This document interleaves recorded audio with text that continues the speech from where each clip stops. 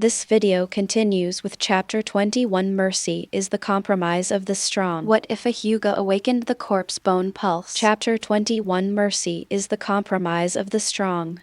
Chapter 21. Mercy is the compromise of the strong under the hazy moonlight. Whizzing two figures swept past the treetops and fell to the ground along with the leaves that had detached from the branches. Bloodhound, how long until we catch up with the target? The two were wearing crow-face masks and dog-face masks respectively, and were Mist Crow and Blood Dog, who had received orders from Captain Odingu to hunt them down. Hearing what the Fog Crow said, Bloodhound took out a kunai from his ninja tool bag. The kunai was of ordinary design, with black bloodstains clinging to the edge of its blade. The Bloodhound held the kunai in reverse, forming a hand seal with one hand. A strange stream of water suddenly emerged from between his fingers, quickly meandering towards the kunai moment. The water flow then climbed to the blade's edge, enveloping the dried blood. The clear water turned blood red, as if sensing something, and flew towards the two of them, only to be caught and pulled back by the Bloodhound, which then carefully sensed it. 3 hours. 3 hours? Mist Raven glanced at his watch. That's exactly the time of the demon occurrence. That's not a good sign. Do you still believe this? Bloodhound glanced at Mist Raven in surprise, as if he were seeing him for the first time. The old people of the hidden mist like to call the time before sunrise the hour of demons. They firmly believe it is a cursed time, when all evil spirits and ghosts appear in the sky, and those who walk alone on the road will be bewitched and lose their souls. I remember how the Fog Crow used to sneer at the old folks in the village, even affectionately calling them old codgers. I never thought they'd start doing the same thing. I didn't believe it at first. The face beneath the Fog Crow mask was taut. For some reason, he always felt that this mission was fraught with endless danger. The ghost fox, its eyes wide open and its throat pierced, lay hunched over at the bottom of the sink, its hands severed off, and finally, the eerie girl with blood-stained hands and eyes as dull as stubborn stones. Sure enough, it was her. When the captain pointed out that it was her, Fograven didn't even ask why and believed the captain's judgment without hesitation. He sensed something was wrong the moment he saw the girl. However, he was too confident in his own perception, and the other party's disabled eyes and childish age made him lower his guard. He couldn't find a suitable reason to intercept Mary, so he eventually gave up. Fortunately, he managed to preserve the girl's bloodstains immediately. With the help of the Bloodhound's blood-tracking technique, they still have a chance to salvage the situation. What if Mary tries to stop us when we arrest that blind girl? Bloodhound suddenly asked. Impossible. Fograven's voice finally regained some of its usual ease. That girl is a bloodline ninja. Bloodline ninja. How do you know? The small, oval bullet marks I found while investigating the corpse of the nether fox were described similarly in the files of the corpse disposal team. Although I don't know how she evaded my chakra detection, they were indeed caused by the corpse bone pulse technique of the Taketori clan. Taketori. Bloodhound was silent for a moment, then smiled easily. In other words, that girl was not the Jonin we imagined. She actually killed the Dark Fox by using the special bloodline limit to launch a sneak attack. That's right, that makes sense. Otherwise, a 6 or 7-year-old Jonin would be too terrifying. Mist Raven shook his head, dispelling the gloom in his heart. The hatred between Kuryu-shun and the Bloodline clan is irreconcilable, and so is Mary. The three of us, 2 special Jonin and 1 Chunin, have a huge advantage in dealing with a little girl who hasn't even grown her hair yet. I'll be a Jonin soon. Bloodhound's voice corrected Mist Raven's wording. Wow, you're something else. Your chakra level has increased again? Wait, you're still a Chunin. Mist Crow was initially pleased, but after carefully sensing Bloodhound's chakra and finding that it hadn't increased, she looked at her companion in confusion. I signed up for Elder Yuan's research. Silence. The night was deathly silent. You are crazy. The raven's voice suddenly turned shrill, like a gust of wind squeezed through a crack in the window. They say I'm physically strong enough to handle it. Bloodhound chuckled dryly, patting his powerful chest with his large hand. How much can you reduce the mortality rate from 97%? Down to 80. How did you know? I'm 92. Never mind, let's get going. With a mixture of despair and sigh, the Mist Crow mumbled a few indistinct curses and took the lead, rushing forward. The night grew increasingly still and silent. Inside the tent, the girl, who was deep in sleep, suddenly opened her eyes. What happened? Hyuga activated her Byakugan to check her body and found nothing unusual. What was that feeling just now? Closing her eyes, Hyuga carefully recalled the strange sensations she had experienced in her dream, her powerful pupils radiating throughout her body gradually. The blood vessels pulsate like the strings of a musical instrument, with subtle, almost imperceptible ripples spreading through the blood. The feeling was as if someone was standing far away with a megaphone, and from time to time, unclear, unusual fluctuations were transmitted to her, and these fluctuations were becoming clearer and closer. It's that direction. Following the throbbing sensation, Gray Glass turned its head eastward, the direction they had come from. That's also the direction of Kirigakure! Roll your eyes, open. The terrifying blood vessels swelled up instantly. The gray pupils contracted, making the color appear even deeper. 1 kilometer, 2 kilometers as blood vessels bulged even more, as if they were about to burst, and the high pressure created by the violent infusion of chakra made Gray's brain feel dizzy. But she saw it. 2 blurry figures, hands behind their backs, leaped through the woods, chasing the blood-red stream, heading straight for her. These 2 are members of the Hidden Mist sect's Ando. Did they spot me? This speed 3 minutes! They will appear in front of Gray Glass in just 3 minutes. How to da? Hyuga looked outside the tent. The night was a pure, deep black. The fire outside the tent was nearly extinguished, and Mary Kuryu was keeping watch by adding more firewood. Would she fight against the dark side for me? A helpless smile appeared on the small, gray face with its grotesque veins. What wonderful dream am I having? Even those with ice-style bloodline limits are called monsters, so in their eyes, someone with 2 bloodline limits must be an even bigger freak among freaks. Even without a bloodline limit, as the younger sister of the Anbu captain, Kuryu Mary would never betray Kirigakure and let her leave. The dark area within the white eye is getting closer. Their chakra levels were slightly lower than Kuryu Mary's, and even if they weren't special rank 1s, they were roughly the same. Including Kuryu's team, there were 3 special rank 1s and 3 elite genin with near-chunin strength and excellent teamwork. This is the lineup that 6-year-old Hyuga will soon face. What a messed up world. She gently removed her cloak, revealing a close-fitting short garment underneath. Under the cold shoulder, 6 chakra bursting with blue light resembled blazing bonfires in the darkness, and she herself was like a moth drawn to the flames. It ignites upon contact.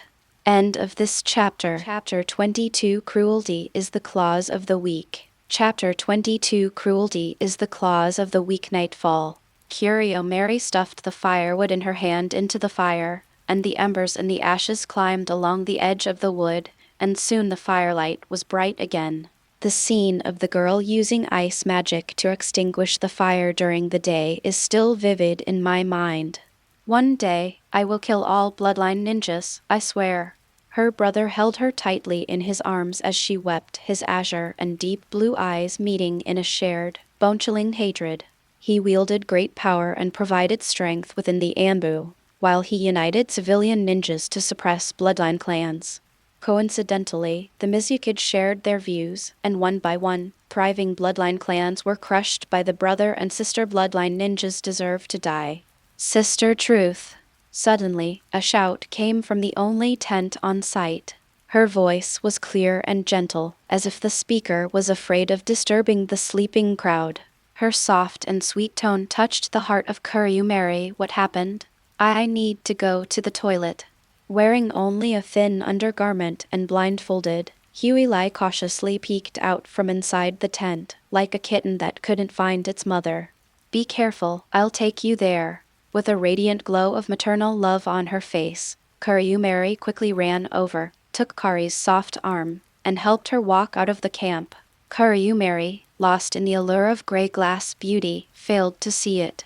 The lovely gray in her heart was gently stroking Mary's fair neck with her palm. Come on.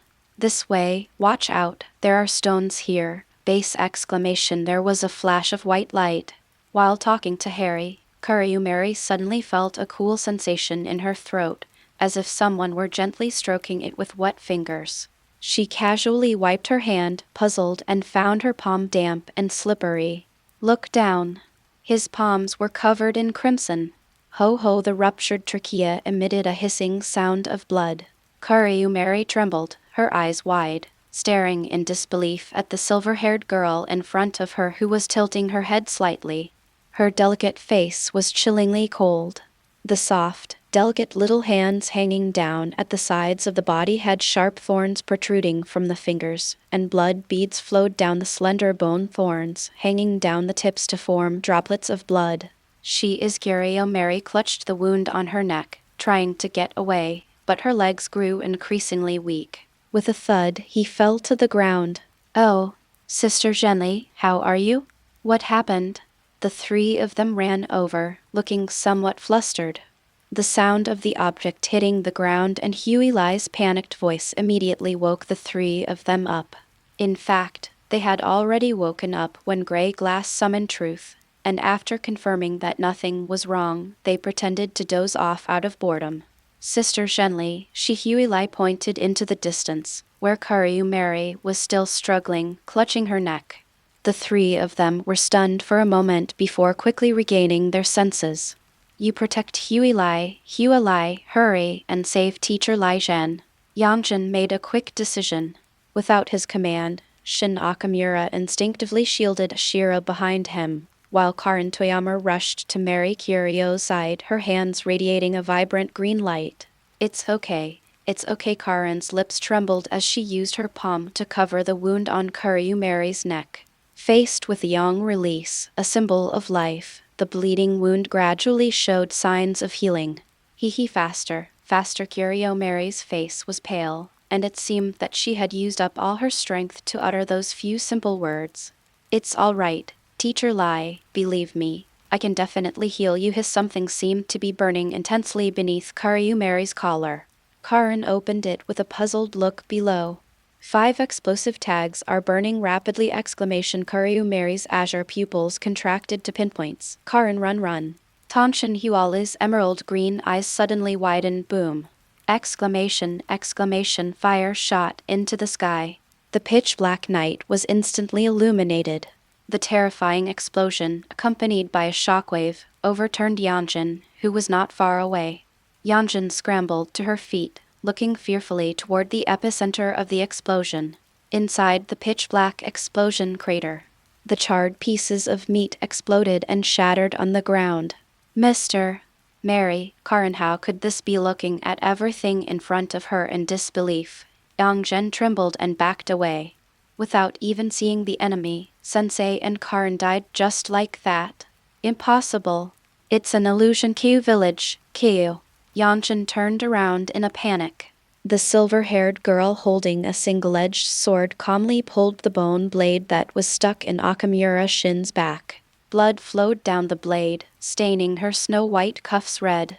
Kyu Kungsen turned around and looked at the blind girl behind him with desperate eyes. Blood trickled from the corner of his mouth, and he collapsed to the ground with a thud. Gray Glass. It's you. Why did you do this? The massive scythe swept across, and Yanjin's eyes were already red. Because I'm too weak. Boom! He grasped the massive scythe that was hooked horizontally in his palm with one hand, the trembling blade rubbing against the dense bones in his palm and sparks flying. Looking at Yanjin, whose eyes were red and filled with hatred, Huey suddenly didn't know what to say. Love. Hate. Nothing. Different stances lead to vastly different decisions. The other party has a tracking method, and with her chakra only at the Chunin level, she cannot sustain a long-distance escape. Since she was no match for Kuryumeri's squad and the two Ambu members in a direct confrontation, she could only try to reduce the enemy's numbers as early as possible. It has nothing to do with love or hate.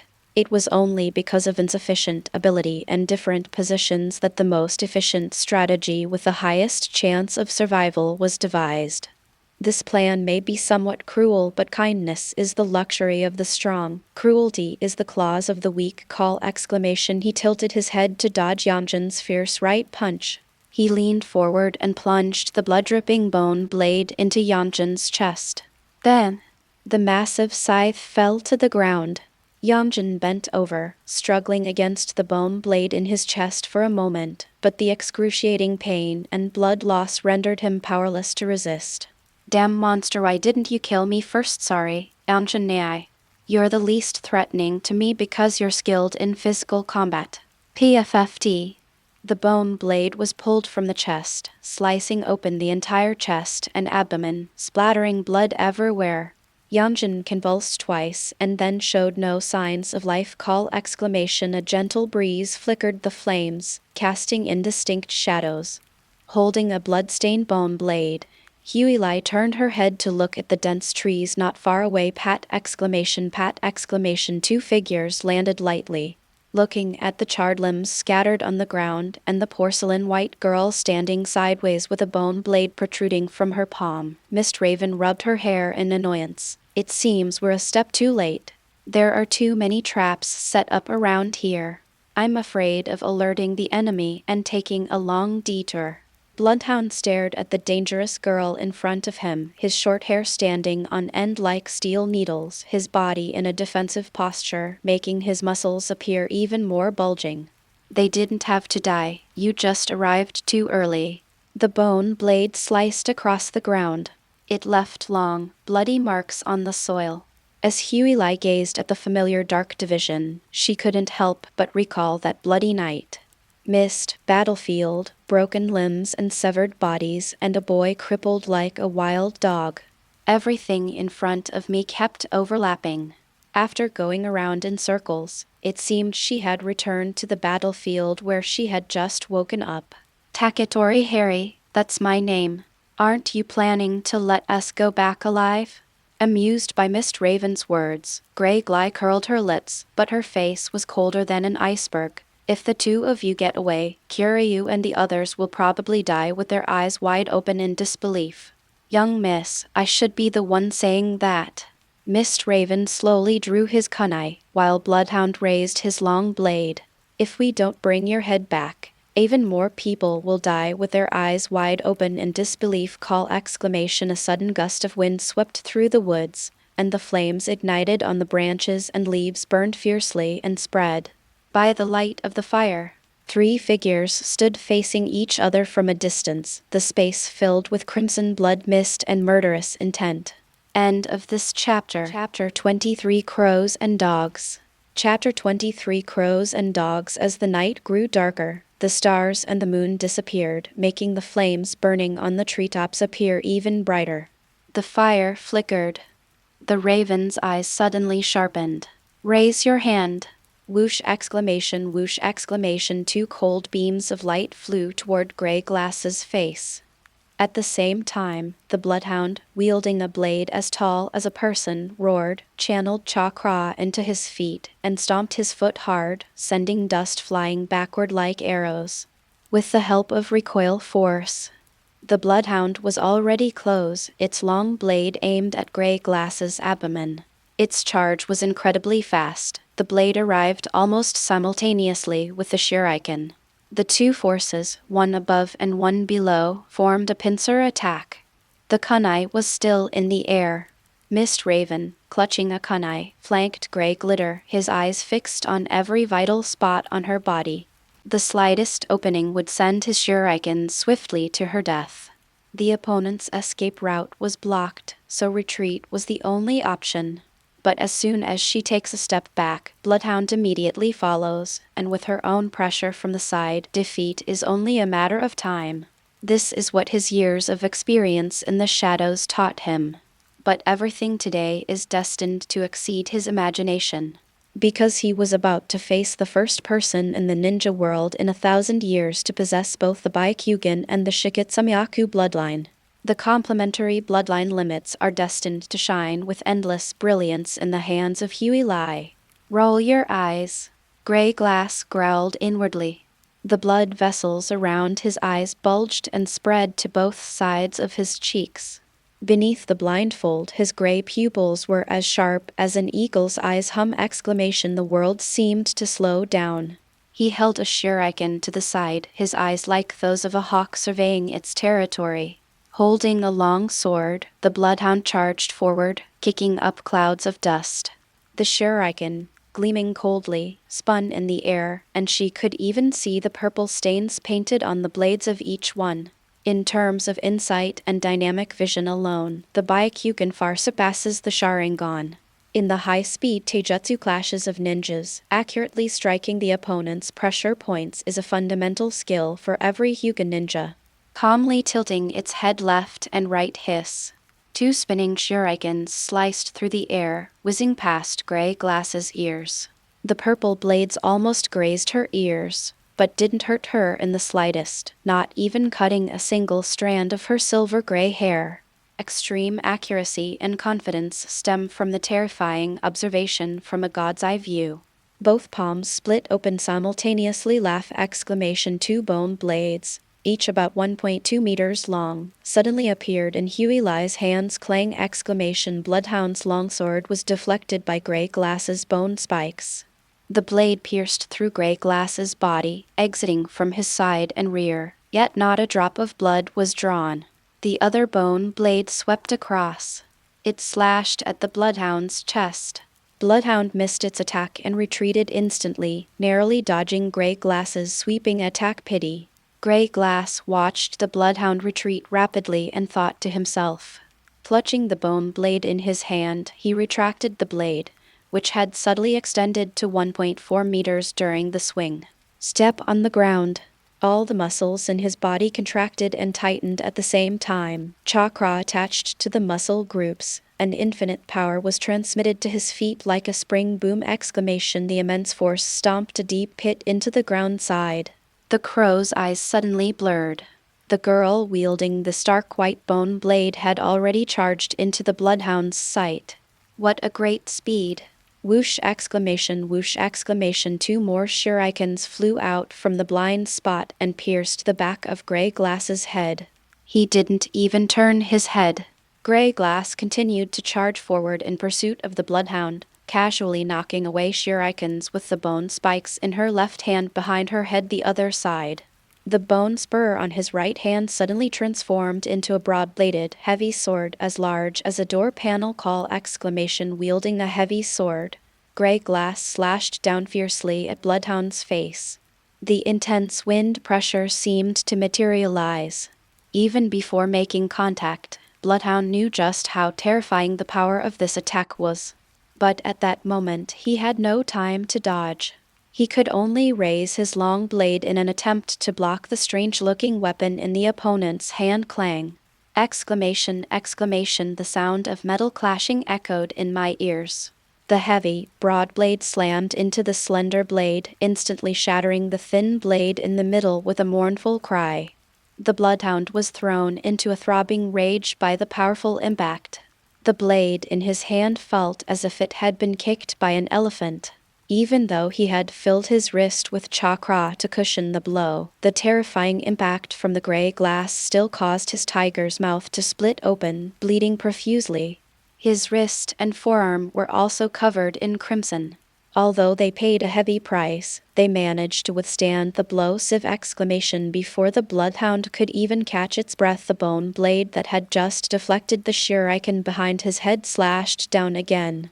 It seemed impossible to hit him, but the blade strangely extended a lot, and a huge cleaver nearly 2 meters long fell from the sky, seemingly about to cleave his body vertically in two. Doesn't she need to slow down? Looking at the blade above his head, the desperate bloodhound had only one thought in his mind. Water release, water prison technique. Just as Grey Glass's blade was about to cleave the bloodhound in two, Mist Raven suddenly appeared behind Grey Glass. Make the Chinese letter hand seal, then extend both hands forward. An endless stream of water suddenly appeared in the space, abruptly transforming into two enormous hemispheres, as if a carnivorous plant trapping insects had sandwiched Grey Glass between them, about to close now. Huey Lai is caught in a dilemma. If she retreats, the opportunity she has finally seized will slip away. But if she doesn't retreat, she will be trapped in the water prison and die from lack of oxygen after killing the bloodhound alone. Ignoring everything else, Grey Glass continued to slash downwards, cutting the bloodhound in two with a single strike. Blood was splattered. The ashen gray in Huey Libai's eyes deepened, and the chakra within his body flowed into his eyes, transforming into boundless pupil power. Boom! Exclamation! The glass suddenly shone through. The water prison, carrying an astonishing force, was about to close in when it suddenly collapsed. The mist crows that had appeared out of nowhere, along with the bloodhound that had been cleaved in two, vanished without a trace. Is everything okay? Far away. Suddenly, the figure of Mist Raven, who was covering her forehead, appeared, supporting Bloodhound. Bloodhound, who was holding her injured arm, shook his head, and the two looked at the girl in the distance. Bone blade retracts. The slightly damaged heavy sword has been restored to its slender blade shape. Huey Lai, wielding two swords, slowly straightened up. Head turned. The blindfolded eyes mechanically locked onto the two of them. Her fair, jade-like face remained calm and undisturbed. The brief but intense battle seemed to have had no effect on her whatsoever. Minor damage to muscle tissue caused by exertion is rapidly repaired and healed by chakra, making the muscle lines hidden beneath the periosteum more resilient and taut. Pores dilate. Laugh! Exclamation! The visible, scorching steam emanating from within evokes images of giant steamships that frequently traversed the seas. Combined with the girl's innocent and delicate face, and her mysterious eyes covered by a blindfold, the intense inhuman aura brought a substantial sense of oppression. Gum. Far away. Their Adam's apples bobbed simultaneously. Perhaps we shouldn't have taken on this mission. First time. The bloodhound, its voice hoarse, questioned its usually intelligent companion. Sometimes, those old folks do have a point, Mist Raven said, his face grim as he endured the throbbing pain in his head. The sky grew increasingly dark, with no light visible except for the flames at this time. The true moment of twilight has arrived. End of this chapter. Chapter 24: The Intelligence War Between Ninjas. Chapter 24: The Intelligence War Between Ninjas. His bones are harder than steel and can deform at will. He is powerful in every aspect, including strength, speed, defense, and technique, and has almost no weaknesses in physical combat. The opponent has a kind of perception that doesn't rely on sight, making it difficult to launch a sneak attack. They also have high resistance to illusions. My mirage technique only lasted for less than a second, and other illusions probably won't work either. Bloodhound and Mist Raven quickly exchanged information. The more they talked, the more alarmed they became. They possess immense strength, a body of steel, and a wide variety of weapons, along with unique sensory abilities and resistance to illusions. Bloodhound, skilled in swordsmanship, had his weapon shattered in a single exchange, and his arm was almost crippled. Had it not been for Mist Raven's timely intervention, he would have been killed by now. The Mist Raven, skilled in illusion and assassination, is no less formidable. Launched from a blind spot, the shuriken, coated with deadly poison, was casually swatted away like flies. In order to rescue his teammates, he used the most powerful A-level illusion technique, the magical mirage technique. As a result, he was shattered by an unknown force in less than a second, suffered a backlash from the mental energy, and felt as if his brain had been hit with a blunt object. He has not yet recovered. Looking at Grey Glass's youthful face and seemingly delicate body, Mist Raven felt a sharp pain in his brain, but his strong rationality suppressed the pain and dispelled his panic. Countless pieces of information were gathered into intelligence. She killed Curio Mary's squad before we arrived. proving that our perception range is very wide, and we can't escape. The opponent is a taijutsu-type ninja, so close combat is not possible. Instead, use ninjutsu to attack from a distance and keep them at bay. She's young, and her chakra reserves and stamina might be her weaknesses. A war of attrition could be effective against her. In just a few words, Fog Raven finalized the subsequent battle strategy. Meanwhile, Huey was not idle either. For ninjas, intelligence gathering is of paramount importance. Regardless of the level of combat, gathering intelligence on the enemy and understanding their weaknesses are the most important basic skills for a ninja. However, Grey Glass has a much simpler way of obtaining information. A unique 360-degree perspective. Fog Raven and Bloodhound seemed to have become 3D models in a computer. Clothes, masks, bones, flesh, everything was seen through by the terrifying pupil technique, turning into a series of precise data appearing in Huey's mind. Mist Crow, a Chunin-level chakra user, and a Genjutsu-type special Jonin. He carries a poison pouch filled with powder at his waist, along with 6 kunai, 12 shuriken, and 3 explosive tags.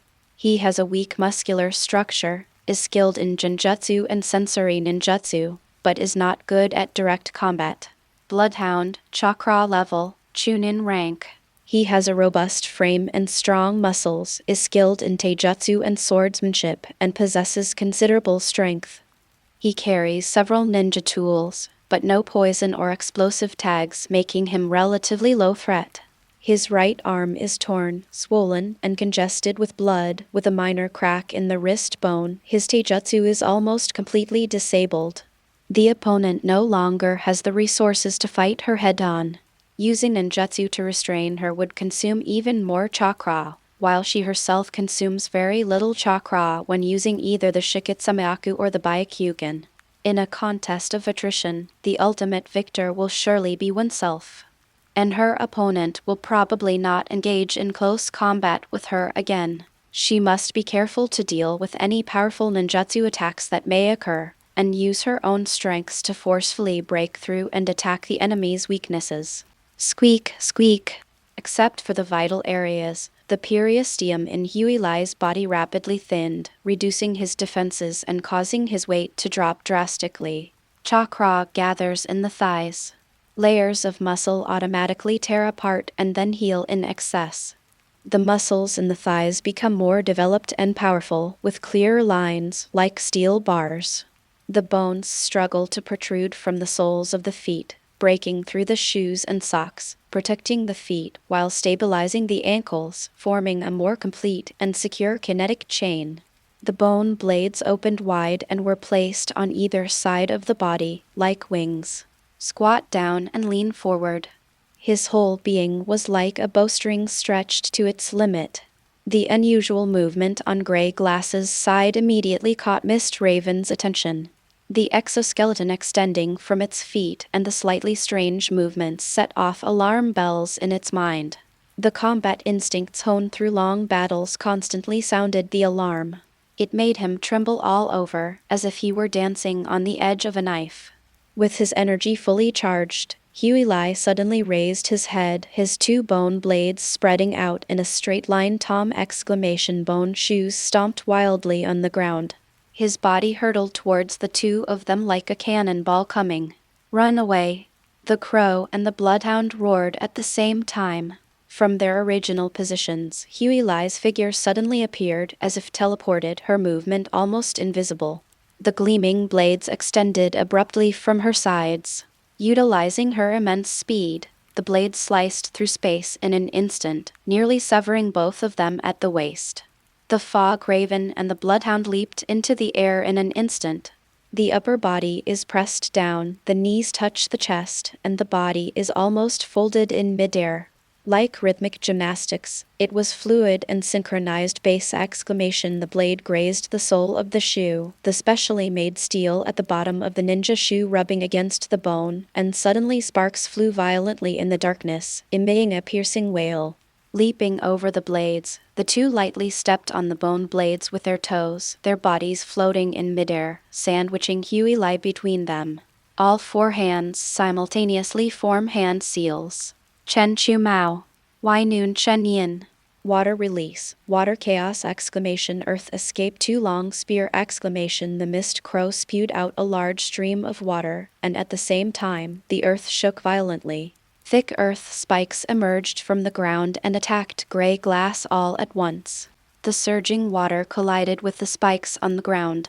Water droplets scattered. The figure of Huey Lai was completely submerged.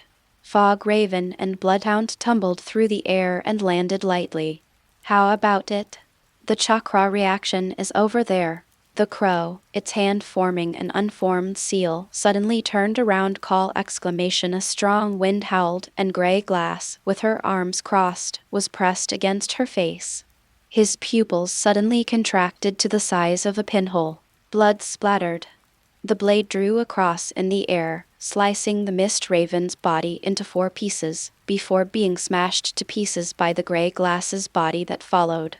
Wow exclamation the raven's fragmented body transformed into clear water, falling to the ground and merging with the turbulent water currents not far away. Clutching its chest, the mist crow bent over and coughed up blood repeatedly. Such a fast water dash, great teamwork. Huey Lai sheathed his sword and stood up, his bony feet taking a precise step back. No more, no less, the ground in front of him suddenly collapsed, revealing the grotesque spikes beneath. Bloodhound broke out in a cold sweat, having successfully stopped Gray Glass's pursuit and saved Mist Raven's life. Not as fast as your knife. The Mist Raven gritted his teeth, trembling with pain. The cross-shaped knife wound on his chest almost severed his body. Fortunately, he had laid water on the ground beforehand using the water wave technique, giving him space to use water instantaneous body. But Huff Miss, you always stop for a while after each battle. It's not to give us a chance to catch our breath, is it? Mist Raven stared at Gray Glass, who stood motionless and silent, a cold smile curling at the corner of his mouth beneath the comical raven mask. Speed that is imperceptible to the naked eye, and superhuman strength that defies common sense. This is something you could never normally possess at your current size. Otherwise, you would have had no reason to kill Kuryu Mary and the others before we even arrived. After each burst of power, you have to pause for a while before you can continue fighting, am I right? The scene suddenly became quiet. Huh? So what if I know? Huey Lai finally spoke. Uncontrollable gusts of steam billowed from his mouth and nose. His chest heaved rapidly. The combined burst of power from all the muscles in the body leads to a significant expenditure of energy. Furthermore, muscle fibers are not rigid machines. After each use, it is necessary to allow the fatigued fibers to recover to their normal state. It's like a bow being drawn to its limit. After an arrow is shot, it must be allowed to return to its normal state before it can be stretched again. If it is kept taut, the bow will eventually break down. Now, she's almost ready to attack again. 6 seconds. The Bloodhound, who had been silently watching Gray Glass, suddenly announced a precise number. Hahaha, seeing Gray Glass's face suddenly turn gloomy, Mist Raven, whose chest was bleeding profusely, couldn't help but burst into laughter, his voice returning to its usual frivolous tone. End of this chapter. Chapter 25 Final Victory. Chapter 25 Final Victorisive exclamation skeletons trampled through the puddles. Gray suddenly rushed towards the Bloodhound beside him. Bloodhound turned and ran, but Gray Glass instantly accelerated and caught up, immediately slashing the bone knife down towards Bloodhound's back when exclamation the sharp bone blade did not easily cleave the Bloodhound in two as Gray Glass had expected. Instead, it bounced off his back. Huey Lai's wrist trembled slightly, and the rebounding force from her wrist made her wonder if she had struck a small mountain. Taking advantage of the opportunity, the Bloodhound escaped instantly. He gave me a disdainful look. The Bloodhound's skin, hidden beneath his robe, was covered with a dense layer of earth release chakra. Hardening spell, Fog Raven's disgusting voice echoed around them. Young lady, what are you going to do? Ignoring the verbal attacks from Mist Raven, Gray Glass was also thinking about how to break the deadlock. The elite members of the Hidden Mist's dark side are truly formidable. Even with their best physical and illusion techniques countered, they are still extremely difficult to deal with. A burst of power at its limit would leave the user in a brief 6-second vacuum, making it difficult to sustain stamina and chakra. However, without such a burst, this 6-year-old body simply couldn't generate much power, making a one-hit kill extremely difficult. Fog Raven is skilled at water-based movement, making it difficult for her to find any openings in her opponent's defenses. The only solution is to kill the bloodhound whose right hand is crippled and who has lost his weapon. To break the opponent's hardening spell, you need to use blunt weapons and force. Thalala. Thick bones emerged from the palm of the hand, slender at the front and rugged at the back. The rounded bones deformed and square, sharp edges spread from the bone body. Subsequently, a heavy, four-sided mace made of bone with extremely high density appeared in Grey Glass's hand. He waved slightly. Its shape, which is thinner in the front and thicker in the back, is extremely easy to handle. Bloodhound frowned as he looked at the strange-looking weapon, sensing that something was amiss. Grey Glass's body suddenly disappeared and reappeared in front of the bloodhound. Porcelain white arms were raised into the air. The heavy, four-sided mace was swung with a strong wind, and the powerful wind pressure generated immense force. Bloodhound's temples throbbed. Maintaining the effects of earth release, hardening technique greatly affected his agility. Faced with this powerful and heavy attack, he could only choose to protect his head with his arms and take the hit head-on. Boom! The heavy mace slammed into the bloodhound's crossed arms. Even more terrifying than the downward slash of the sword, countless impacts came from both arms. Click! The yellowish-brown, rock-like chakra exploded, scattering violently from the terrifying impact. Bloodhound's towering body was sent spinning and flying, crashing into a tree trunk behind him with a loud bang vomit. He vomited a mouthful of blood, his arms trembling as he leaned on the ground for support. Woo! Grey Glass wielded his heavy mace once more.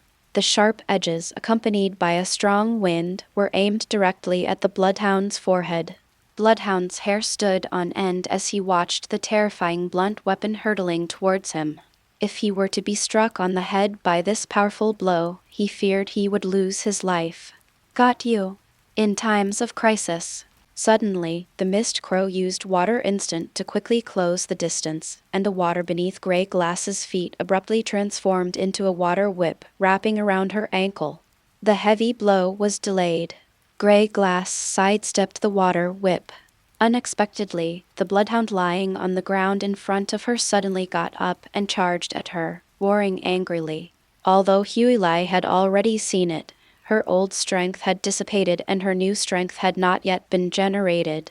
So she was directly grabbed by the arms by the bloodhound base exclamation. Her petite body suddenly trembled, and countless bone spurs surged from her body, only to be blocked by the hardening technique on the surface of the bloodhound's body.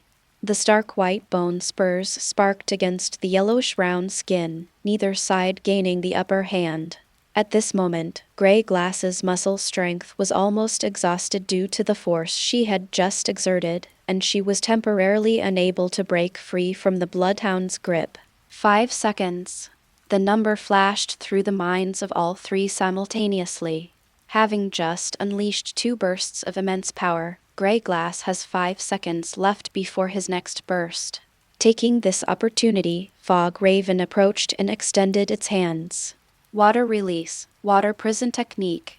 The crisscrossing water on the ground all surged back up, the fluid water seemingly coming to life, about to completely envelop Grey Glass and Bloodhound. Once it is fully formed, the water prison technique is virtually impossible to break from the inside. It is a perverse ninjutsu developed by the Hidden Mist Ambu specifically for lone, powerful individuals. Even the strongest enemy trapped in the water prison can only wait in despair for the oxygen to run out and suffocate to death. It's now. Hyuga's eyes narrowed. With his arm held captive by the bloodhound, Grey Glass, who had been unable to use his skills, suddenly released his weapon, and all 10 fingers were aimed at Mist Raven, who was casting the water prison spell. The user of the water prison technique must keep their hands inside the water sphere, otherwise the water prison will break on its own. Because all the water on the ground was gathered to use water release, his water instantaneous movement technique was also sealed, leaving Mist Crow completely defenseless. Corpse bone pulse. The gleaming bullets crawled out from the tips of Grey Glass's fingers, like loaded bullets. 3 seconds. Sudden. A curtain of water swept through the air, swirling and forming a tall wall of water between the Grey Glass and the Mist Crows. Water release, water wall technique! Another Mist Crow appeared in the distance. After casting the water wall spell, it transformed into clear water and merged into the water prison, making the water prison take shape even faster. Young miss, that unfortunate fellow, Minghu, died because of this very technique. The smug voice of the Mist Crow came from the wall after the water flow had changed, clearly indicating that it had already taken precautions against the hidden killing move of the Grey Glass. Ended 1 second. As Mist Raven silently counted to the last number, he squeezed out his chakra, and the water flow completely buried Grey Glass and Bloodhound together, leaving no gaps.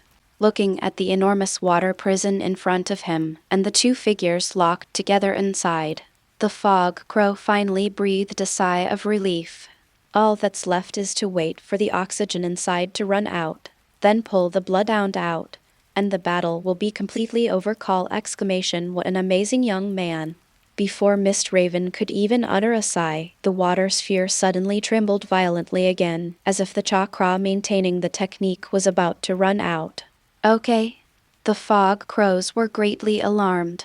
He quickly manipulated his chakra to maintain the stability of the water prison technique, but suddenly discovered that the chakra in his meridians was being blocked by a strange type of chakra that came from an unknown source. Within his meridians, the foreign chakra completely blocked the chakra flow that had been divided into segments, rendering his rampage ineffective. The Fog Crow opened its eyes in fear. This is...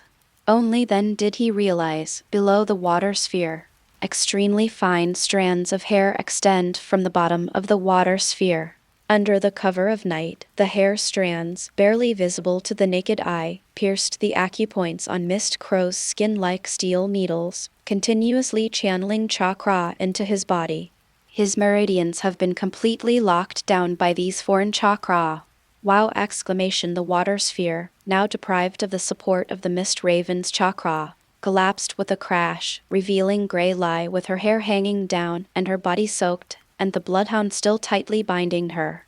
The water had soaked the girl's clothes, making her look slightly disheveled, but the corners of her pale pink lips were gently curved upwards. Through the blindfold, his eyes locked onto the Fog Crow completely. Make the shape of your fingers like a pistol, sneered Tom! Lip movements mimic the sound of a gun being fired! Call out! Extremely fast finger bones, invisible to the naked eye, pierce through the air. Loss of chakra. The ravens, their faces filled with terror, instinctively looked up but could not dodge the high-speed bullet. The skull was pierced through. Red and white brain matter, carried by finger bones, spurted out from the back of the head. The Fog Crow's vision went black, and it instantly collapsed to the ground, its body twitching unconsciously twice before falling still. Mist Raven. Seeing blood trickling from his companion's brow, the Bloodhound roared and wrapped his arms completely around Grey Glass's throat. The bulging muscles completely jammed the slender neck. Ah! A roar exploded in Grey Glass's ears as if breaking some kind of limit. Visible blue chakra erupted from the Bloodhound's abdomen, and finally, countless chakra poured into his arms, which swelled up like steel bars, grabbed Grey Glass's neck, and slammed him down hard. Click! Grey Glass's head snapped backward instantly, its cervical spine curving into a bizarre arc. The skin of its neck was completely torn apart, exposing its blood-soaked throat to the air, a truly gruesome sight. A flicker of pleasure flashed in the Bloodhound's eyes, but it quickly turned into deep terror. The reason was that Grey Glass, whose head was completely folded behind his back, was still smiling on his upside-down face. The broken neck vertebrae exposed to the air suddenly protruded with bone spurs, precisely piercing the bloodhound's bloodshot right eye and extending all the way through its brain. Hug! Ah! A painful scream echoed through the dense forest. The bloodhound's tall body stiffened instantly, the yellowish-brown chakra on its body disappeared, and the bone spurs had nothing to stop it. PFFD, countless sounds of flesh being pierced rang out. He embraced Huey Lai's tall body and was completely transformed into a shattered blood gourd. Bloodhound, dead. The evening wind howled through the dense forest. The night was already very dark. Suddenly, a streak of light appeared on the horizon, and then the whole world was illuminated. The time of twilight has ended. With her hands supporting her head bent backward, Huey Lai struggled to break free from the porcupine-like bloodhound's embrace. The bone spur was pulled out, bringing with it a large spray of blood. Slap. The bloody bone spurs fell into the blood-soaked mud and quickly decomposed into bone fragments. Huey Lai carefully supported her chin and folded her head back into place.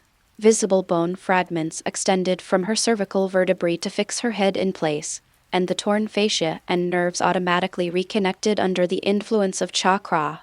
Chakra repair, steam billowing out. Huey Lai shook her head, feeling as if her head was about to fall off at any moment. Okay. It wasn't a fatal injury. Although the corpse bone pulse is powerful, it also has its limits. The power to heal the body is somewhat ineffective in the face of such severe injuries. If only one had the body of 1,000 hands or Uzumaki sage. Huey Lai thought with a hint of greed. This battle was indeed difficult for Grey Glass, but she still won anyway. It is an ironclad rule known to everyone in the ninja world that one must not engage in close combat with the Taketori and Hyuga. They all did it, and they almost succeeded. If she hadn't turned the tables with the rabbit hair needle at the end, she really wouldn't have been able to do anything about these two. One was a special jonin who used genjutsu, and the other was a chunin who used taijutsu. Their only relatively powerful genjutsu was countered by the Byakugan. This configuration almost caused Grey Glass, who possesses 2 bloodline limits, to fail. There are many reasons. Firstly, Huey Lai's age is indeed a major disadvantage, and she spent the time being hunted by the hidden mist after just awakening her memories. All in all, she has only been in this world for a week, so she really didn't have a chance to develop in peace. Secondly, the quality of the hidden mist ninjas is too high. Under the brutal policies of the village of Blood Mist, the ninjas of Kirigakure are almost all elites who have fought their way out of the village. Mediocre ninjas simply cannot survive in this village. This is undoubtedly extremely cruel for ordinary people. But such a cruel policy is the reason why Kirigakure survives. The name Village of Blood Mist had already spread throughout the ninja world many years ago, and the behind-the-scenes manipulation by Madara Uchiha and Obito only exacerbated this bloodshed. Kirigakure belongs to the Land of Water, the weakest of the 5 great nations. The Land of Water is an island nation at sea, with most of its land area being ocean, unsuitable for human habitation. Given this, the Land of Water has a sparse population, and the difficulty of cultivating crops on an island makes it extremely difficult to raise food, resulting in a severe shortage of people. If there are not enough basic ninjas, it will be difficult for genius ninjas to emerge. Furthermore, the Land of Water is located between the Land of Fire and the Land of Lightning, 2 powerful nations, so many foreign missions simply don't reach Kirigakure, making resources even scarcer and poorer. In order to break the vicious cycle, the cruel Blood Mist village was born.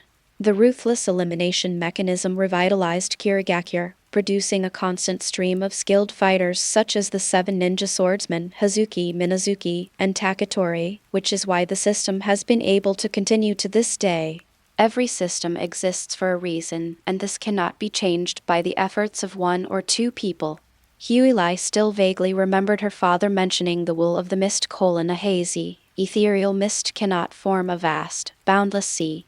Nourished by blood and nourished by flesh, the cruel yet beautiful flower of blood mist blooms. The blood mist never dissipates and the flowers never wither. This is the truth behind the blood mist. A thin mist billowed. The sky grew brighter, and the morning light illuminated the dense forest, adding a touch of warmth to this cruel battlefield. Hyuga tore off her tattered clothes. Bathed in the morning light, the sensitive areas are covered by layers of periosteum, with layers of raised geometric scales appearing on the surface, resembling the skin of a snake. We walked over the corpses scattered on the ground and the spikes in the pit. Gray Glass walked barefoot back to the tent. Because her tent was not in the center of the battlefield, it miraculously survived the great battle without being damaged. Put on clothes, shoes, and socks, and drape a cloak over your shoulders. They found the white cane belonging to Kyukunksen on her back and then set the corpses on fire. Flames licked the chunks of meat. The stench of burning protein mixed with the aroma of meat made Hyuga, who was somewhat hungry after the fierce battle, swallow hard. Sudden, just as the flames reached the bloodhound's body, a flesh worm containing a large amount of chakra crawled out from his body. The flames flickered.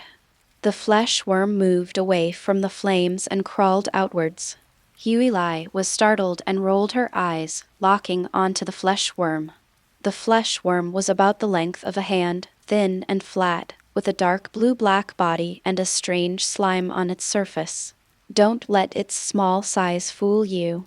Its body contains more chakra than a bloodhound.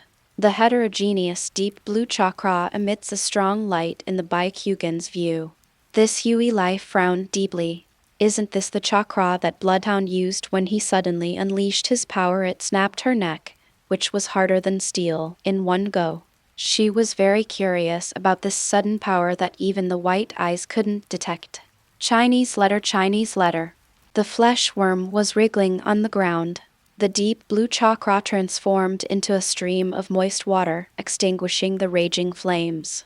Bang! Exclamation encased in white bones. A fist as heavy as a hammer slammed the flesh worm into the mud. The flesh worm was hit hard and writhed wildly. Bang! Bang! Exclamation. Hyuga slammed the hammer a few more times. It stopped moving completely. He poured the soldier's ration pills into his mouth, leaving the empty medicine bottle, pinched the flesh worm and stuffed it into the bottle, then sealed it with a cork. Whatever it is, let's pack it up and leave first. With the medicine bottle tucked into his pocket and chewing on a soldier's ration pill, Hyuga bent down and slung his backpack over his shoulder. Dong dong, the white cane gently taps the ground. With her back to the rising sun in the distance, Hyuga embarked on her journey to the west. That's Konoha. She will eventually gain strength there. Get rid of Cruelty. End of this chapter. Chapter 26, Speed through Peichuan. Chapter 26, Speed through Peichuan. Peichuan Port. A port city located in the western part of the Land of Water. Its unique geographical location near the Land of Fire has attracted countless merchants traveling between the two countries to settle there. Wealthy businessmen spend lavishly in entertainment venues, leading to an unprecedented boom in the entertainment industry and attracting a large number of tourists. Rich politicians gather here, transforming what was once a small fishing village into the most important transportation hub in the Water Kingdom. As the saying goes, where there is light, there is darkness. The convenient transportation has made this place a melting pot of all sorts of people. The city center is relatively stable due to the official control of the Land of Water, but the surrounding slums have become gathering places for Yakuza. Hey, old man, where's that good stuff you were talking about? Wen Pingyao, with his dyed yellow hair, wore a flashy Sukeijin jacket, held a toothpick in his mouth, and hunched over, revealing the blue tattoo on his arm. Seeing the fearful looks on the pedestrians' faces, he proudly tilted his head back and grinned, revealing a mouthful of big yellow teeth. Boss, it's in my shop. Absolutely stunning. In your words, it's definitely top quality. An elderly woman dressed in ordinary clothes stood by, smiling obsequiously, ignoring Wen Pingyao's rather impolite remarks. Wen Pingyao was the boss of the neighborhood, and this whole area was under his jurisdiction. Even if he scolded her or slapped her, she would have his smile and accept it for the sake of her family's noodle stall. Wen Pingyao curled her lip in disdain, thinking that these slum bumpkins were shallow-minded. They're talking about top-quality goods. Getting even a mid-range item would be considered a stroke of good luck. On ordinary days, when he goes out, he can't even find a girl with fair skin to flirt with. It wasn't until he'd been with the big boss once that he understood what true luxury was like. Wen Pingyao thought of the red light district in the city center, smacking his teeth as if he could taste some unique feminine fragrance from the toothpick in his mouth moment. The old woman led Wen Pingyao to her ramen stall. It was just past noon, and the blazing sun was baking the air. There was only one person around the stall. When we get there, the boss is right there. The old woman pointed to the girl sitting in front of the stall, eating noodles with her head down. Wen Pingyao saw it without her saying anything. The girl had long, beautiful silver gray hair draped over her shoulders, and her small body was wrapped in a white cloak. She was less than 1.5 meters tall and sat on a stool. Her small, palm-sized face was so white it glowed without a single flaw. Her eyes were covered by a strip of cloth, making it difficult to see clearly, but just looking at her delicate nose and pink lips was enough to make a preliminary judgment about her true appearance. Top-quality goods. It's a pity he's so young and disabled. The old woman glanced at Wen Pingyao's expression and said cautiously. She hadn't yet collected enough protection money for this month, so in order to sell the girl, she deliberately didn't mention any of her shortcomings. You don't know anything. Wen Pingyao pushed the old woman so hard she stumbled, took 2 steps forward, and carefully examined the girl as he circled the stall. A rare silver gray hair-haired beauty, also sporting a special blindfold outfit. If we take her to a big boss and train her, then sell her to those perverted, lowly-obsessed rich guys in the city center. I'm about to take off. Wen Pingyao was already imagining the dream life he would have after gaining the appreciation of the big boss. Boss lady, another bowl, please. The girl scooped out the last noodle from the bowl and ate it all. She then gulped down the broth from the large bowl, patted her stomach, turned around and called out to the old woman. Little sister, what's so special about this ramen? Wen Pingyao, increasingly satisfied with the ramen, couldn't contain herself any longer and eagerly stepped forward. How about I treat you to some meat? Oh, okay. The girl smiled with delight. The corners of his mouth curved into a crescent moon shape, like a ragdoll cat that had finally found some dried fish. Wen Pingyao grinned widely and spat out the toothpick from his mouth. Looking at the girl with her backpack on her back, her white cane in hand, standing obediently in front of him, he felt as if God had sent him a money tree, seeing his orphanhood since childhood. It also came with its own bundle and stick. Just right. Knock them unconscious with a stick, put them in a package, and take them away. That's the whole solution. Brother, my expenses for this month. Seeing that Wen Pingyao was about to take the girl away, the old woman couldn't help but remind him. I'll give you 3 days' grace. Ignoring the old woman's pale face, Wen Pingyao coldly uttered a sentence, then impatiently grabbed the girl's white cane and walked towards the deserted alley on the east side of the stall. Walk into the alley. He looked around and saw that no one was there. Wen Pingyao stopped pretending and reached out to snatch the white cane from the girl's hand. A tug. Didn't pull. He gripped it tightly and pulled, but the white cane seemed to have taken root in the girl's hand. Wen Pingyao tried everything he could, but the white cane didn't budge. Wen Pingyao slowly typed out a question mark. Looking at the still smiling blind girl in front of him, Wen Pingyao's face quickly turned pale from impatience soon. A series of blows and a man's screams echoed from the deserted alley. There was no further news after that dong-dong. Huey Lai walked out of the alley, leaning on her bright red cane. Behind her, in the sewage, crimson meat sauce was spread out and evenly spread. When it comes to gathering information, It's definitely best to rely on local bigwigs. Thanks to Wen Pingyao, who was always open and honest, Peichuan Port had a clear understanding of the map, the forces involved, and the troubles that should not be provoked. Having just arrived, she didn't want to cause any trouble in the city. After all, this is just a transit point. The ultimate goal is to reach Konoha in the Land of Fire as soon as possible. Boss lady, another bowl of ramen, please. Huey Lai returned to the noodle stall and put the white cane and bundle back in their original places. Okay, more. The old woman, who had been tidying up the dishes, smiled and then looked up, her face showing fear. The old woman peered into the distant alley, but saw no one. Before her lay only the unharmed Huey Lai, and the bright red flesh at the metal tip of the white cane in her hand. The old woman swallowed hard in terror, her legs trembling like a leaf. Can you hurry up? I'm in a rush. Faced with Huey Lai's urging, the old woman trembled. Ignoring her panic, she quickly cooked the noodles for Huey Lai, soon placing them shakily in front of her. Miss, I didn't. Please let me go. The old woman talked for a long time but couldn't say anything. She was so anxious that tears streamed down her face, and in the end, she could only cry and beg for mercy. Huey Lai picked up a noodle and blew on it. There was no comment on the old woman's behavior. In chaotic times, the weak, in their struggle for survival, often have no choice but to embrace cruelty. She did, and so did the old woman. Huey Lai didn't want to criticize this behavior. Slurp tilde, I killed that guy, and if you don't keep your mouth shut, I'll be in big trouble.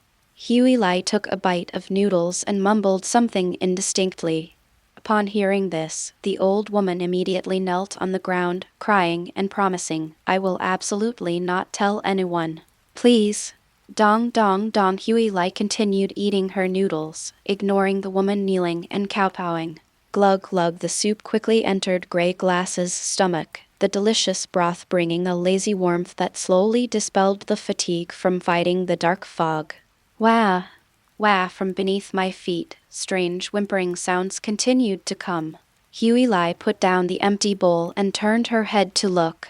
The old woman who had just knelt down looked at her pleadingly, her face covered in tears from the pain, her mouth open, blood constantly spilling from it, her tongue a bloody mess.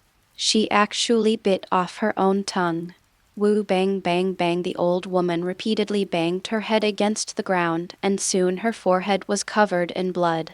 Cruel to others, cruel to yourself. Huey Lai packed her bags and stood up. If I have the chance to return to the Land of Water, I will come here to eat noodles again. After saying that, he no longer looked at the old woman who was still kowtowing vigorously. With a disdainful glance at the ragged commoners who dared not approach and were peering in their direction from the sidelines, Huey Lai turned and walked towards the inner city. Flower Street, the first floor of Jinyui Casino. Square stone pillars made entirely of marble support the golden hall, and countless chandeliers hanging from the ceiling make the hall even more magnificent. The gambling table marked with the word Sickbo was packed with countless gamblers. Leopard. Leopard. Leopard. I won. I really won. A full 150 times. How many times is this? The onlookers roared excitedly, their eyes practically glowing as they watched the chips being spit out of the table the third time. The croupier, dressed in a white shirt and black jacket and wearing a mask, wiped the sweat from his forehead with the back of his hand. Looking at the blind girl in front of him wearing a small cloak, the fear in his heart made him tremble all over. There were 3 separate instances of odds as high as 150. The chips in front of the girl were piled up like a mountain, and even a rough calculation showed that they amounted to more than 200 million. The casino lost so much money, the big boss will definitely throw him into the sea to feed the sharks! It's over. It's all over. Keep going. Are you going to keep going or not? The gamblers, who had crowded around the table, shouted and jostled to squeeze into the inner area, clutching their chips. The girl only made 3 moves, and those who wanted to follow suit didn't even have time to exchange their chips. Now that they had finally exchanged their chips, they quickly urged the hesitant dealer to hurry up. If the big boss comes soon, this opportunity to make money will be gone. Open it quickly.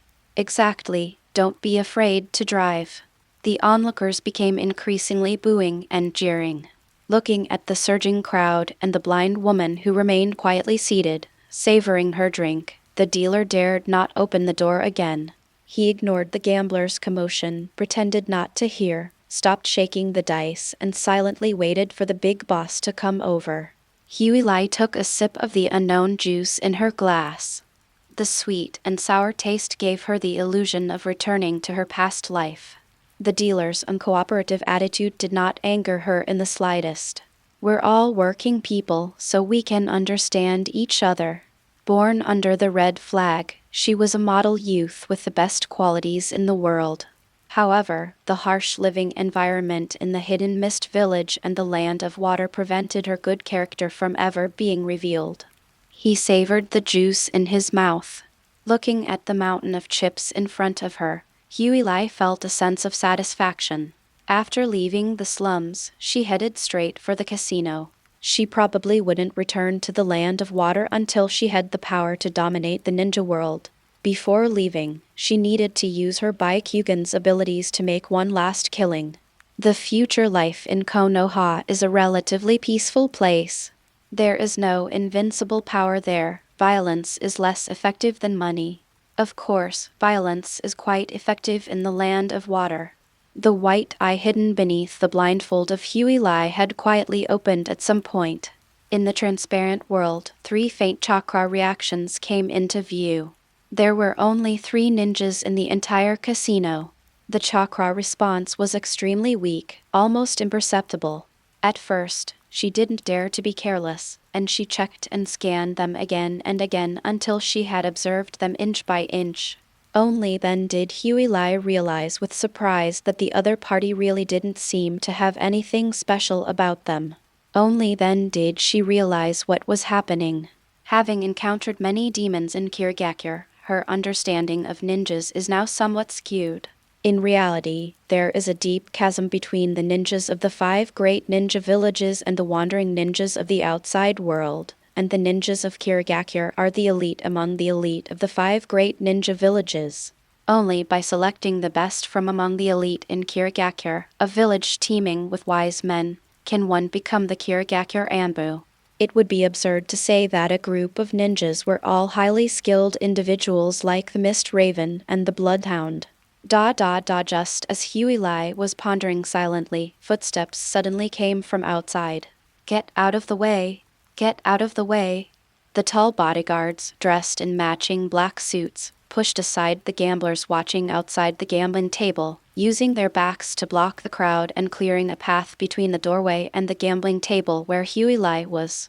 The heavily pregnant boss walked towards Hyuga, escorted by bodyguards. The onlookers dared not speak, but simply admired this famous bigwig of Peichuan port through the human wall formed by bodyguards. Is he the big boss? Hyuga scrutinized the gang leader through the blindfold. How to say? This person was completely different from the boss in the movies of her past life. His face was not fierce and menacing. Instead, his chubby face gave off a strange kind of honesty. He's less a yakuza and more a businessman. This miss, the shop owner, Chongliu, looked at the blind girl sitting on the stool drinking juice, her feet barely touching the ground. He suddenly found himself at a loss for words when it came to the polite greetings he usually uttered. I don't like this title, Hyuga slowly said, shaping the empty metal teacup in her hand into an adorable crow and placing it on the gambling table. The owner of Chongliu revealed a knowing look in his eyes. He turned around and looked at the 3 ninja bodyguards behind him. All 3 shook their heads in unison.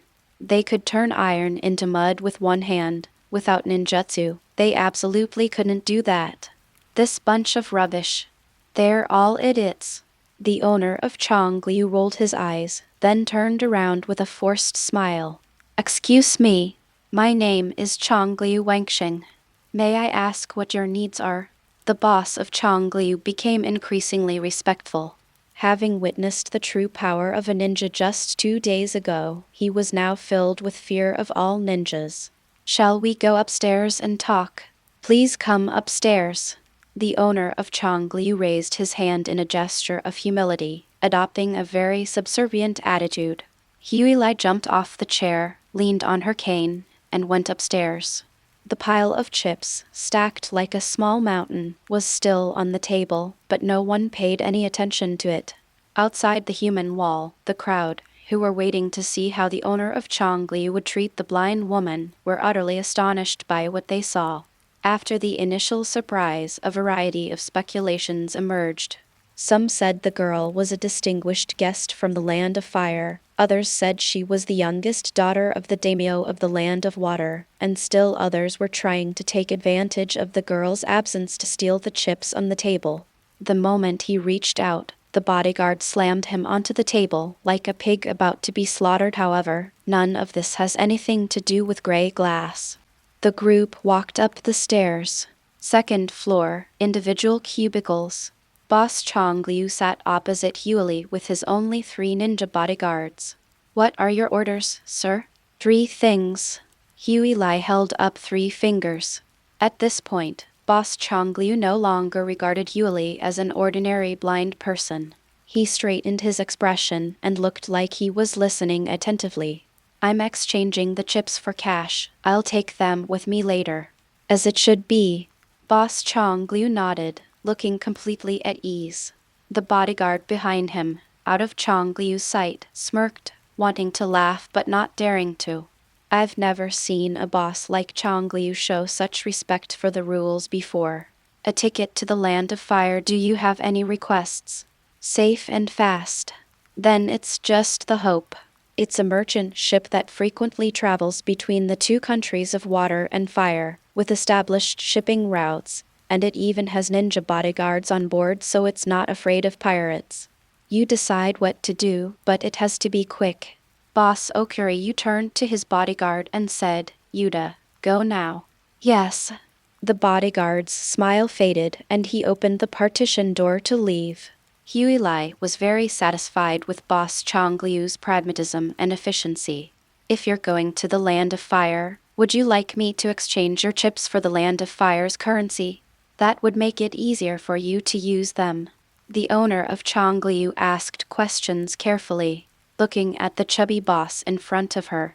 Even though she knew he was utterly wicked, Huey found him more and more pleasing to the eye. No wonder he can be a boss. "Okay. Finally, give me a place to stay." "The hotel is on the 3rd floor of the casino. I'll arrange the best for you."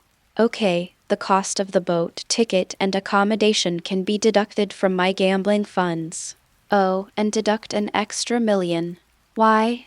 The owner of Changliu was somewhat puzzled. "I killed one of your men named Wen Pingyao today. Consider it payment for his life." "This you've gone to so much trouble." The boss of Changliu didn't know who Wen Pingyao was. He had plenty of Yakuza under his command. He smiled awkwardly. "It's out of the way." Having completely resolved the problem, Huey picked up her white cane and stood up. In the slums, where people are often gossipy, she never expected that the decisive old woman could keep her secret. End of this chapter. Chapter 27, The Flesh of the Three-Tailed Beast. Chapter 27, The Meat of Three Tails. "Miss Grey Glass, your dinner is here." A handsome waiter pushed a mountain of meat to the door and politely rang the doorbell. "Enter." The door was unlocked. "Push the door open." Before anyone was even seen, the sound of chewing could be heard from inside, making the waiter grimace and feel a sharp pain in his teeth. They pushed the food cart into the room. The field of vision gradually opened up. In the spacious and bright room, on the side, a long mahogany dining table was piled high with plates, and a silver-haired girl sat to the side holding a roasted beef leg that was bigger than her head, her cheeks puffed out in profile. Click. The girl bit through the hard beef leg bone as if it were a watermelon, chewing it with a crunching sound, which startled the waiter so much that he lowered his head and dared not look anymore. "Miss Grey Glass, the Hope will depart in 2 days. Here is your ticket." It shows your seat number and departure time. Please keep it safe. After placing the ship tickets on the bedside table and replacing the food and empty plates on the dining cart, the waiter pushed the cart away quickly as if avoiding a flood or a beast. Huey Lai continued eating. He casually glanced at the neatly arranged boat tickets behind him. Mermaid Wharf, departure at 1 p.m. the day after tomorrow, VIP single cabin, voyage lasts 15 days. We're finally leaving the land of water. A wave of emotion washed over Huey Lai, and she couldn't quite describe the feeling.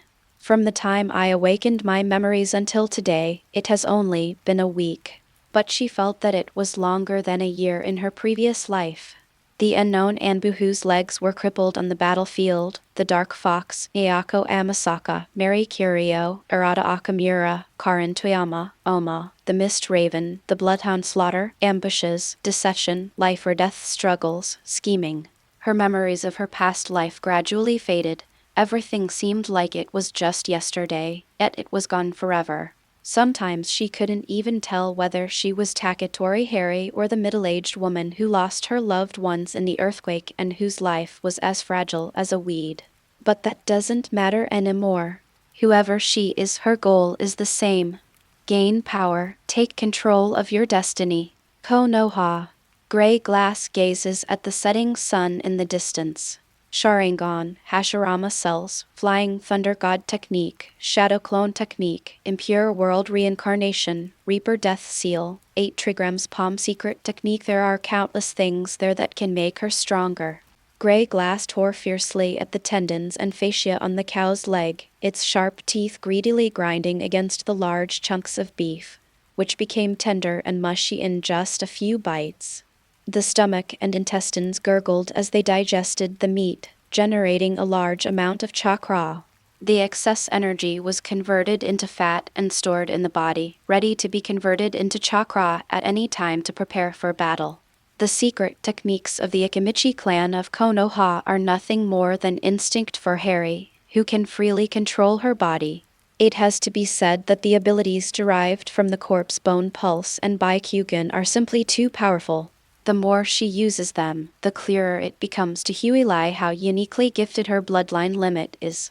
At the same time, she can almost guess the root of the bloodline disease of the Takatori clan.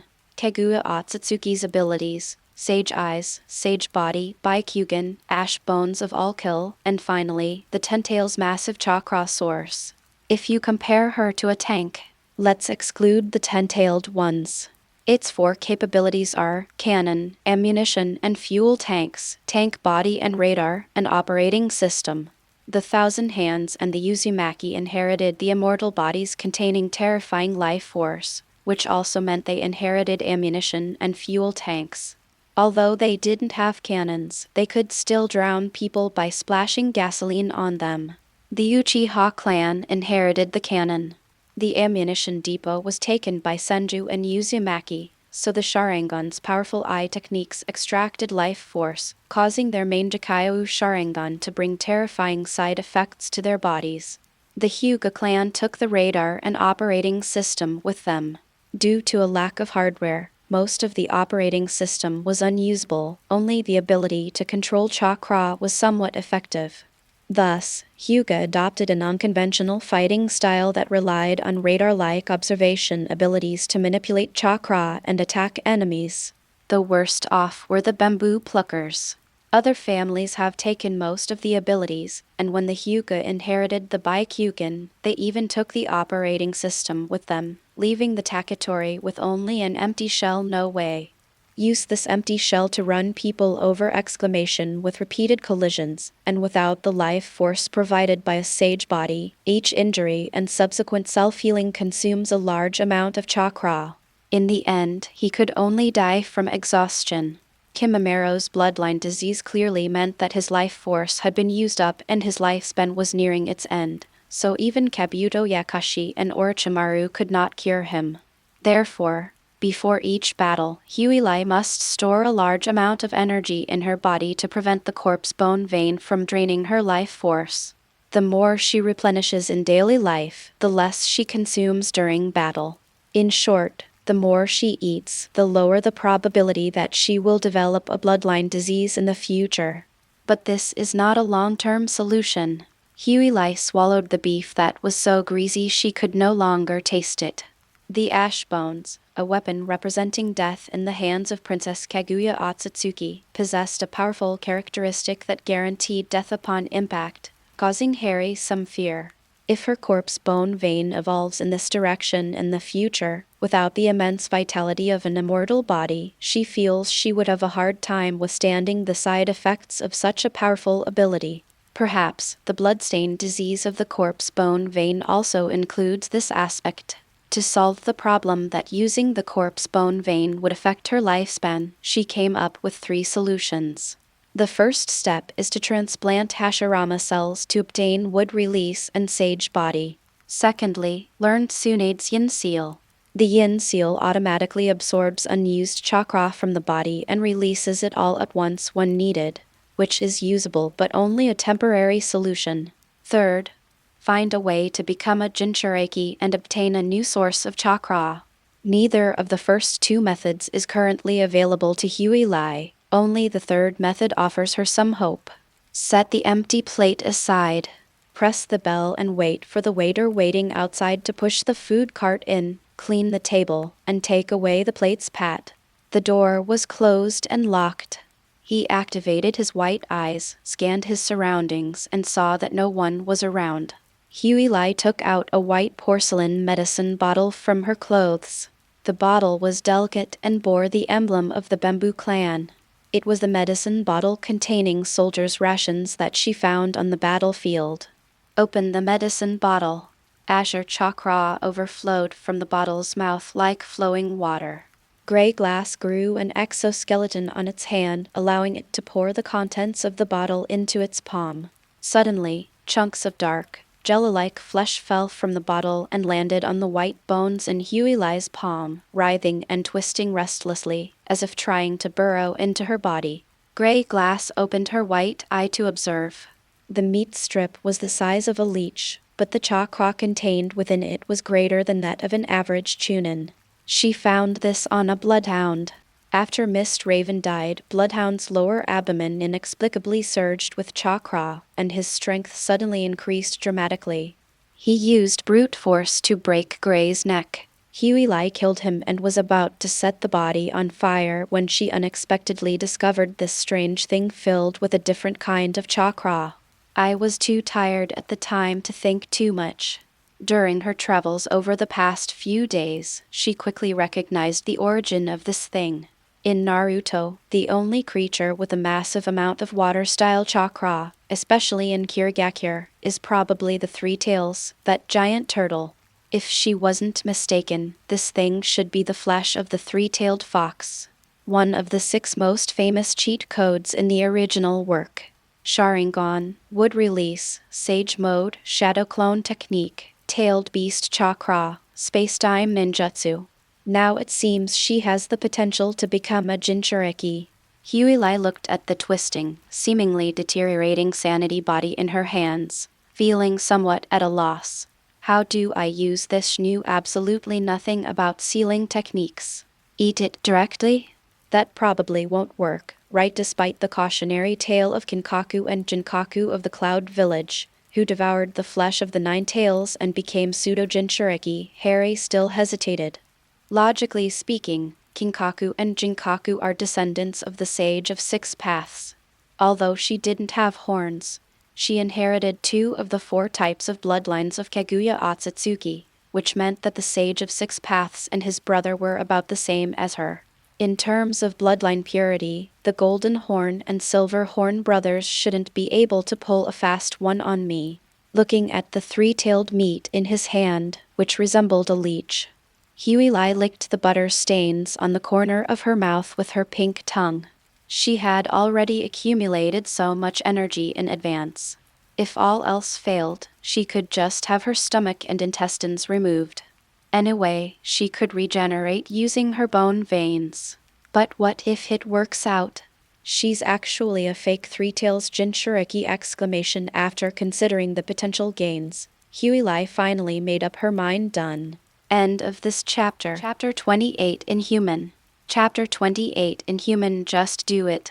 Huey locked the door and windows, drew the curtains, and sat cross-legged on the bed. With his eyes closed, he shoved the disgusting strip of meat into his mouth. The meat strips had no strange taste upon first bite, and their texture, resembling both chicken and fish, was quite novel. However, the strange texture which kept rolling and tumbling in the mouth, becoming more and more elusive with each chew, made Huey frown. Gulu. After chewing casually a couple of times, Huey swallowed the meat strip in one gulp. At first, there was nothing unusual. Huey dared not relax.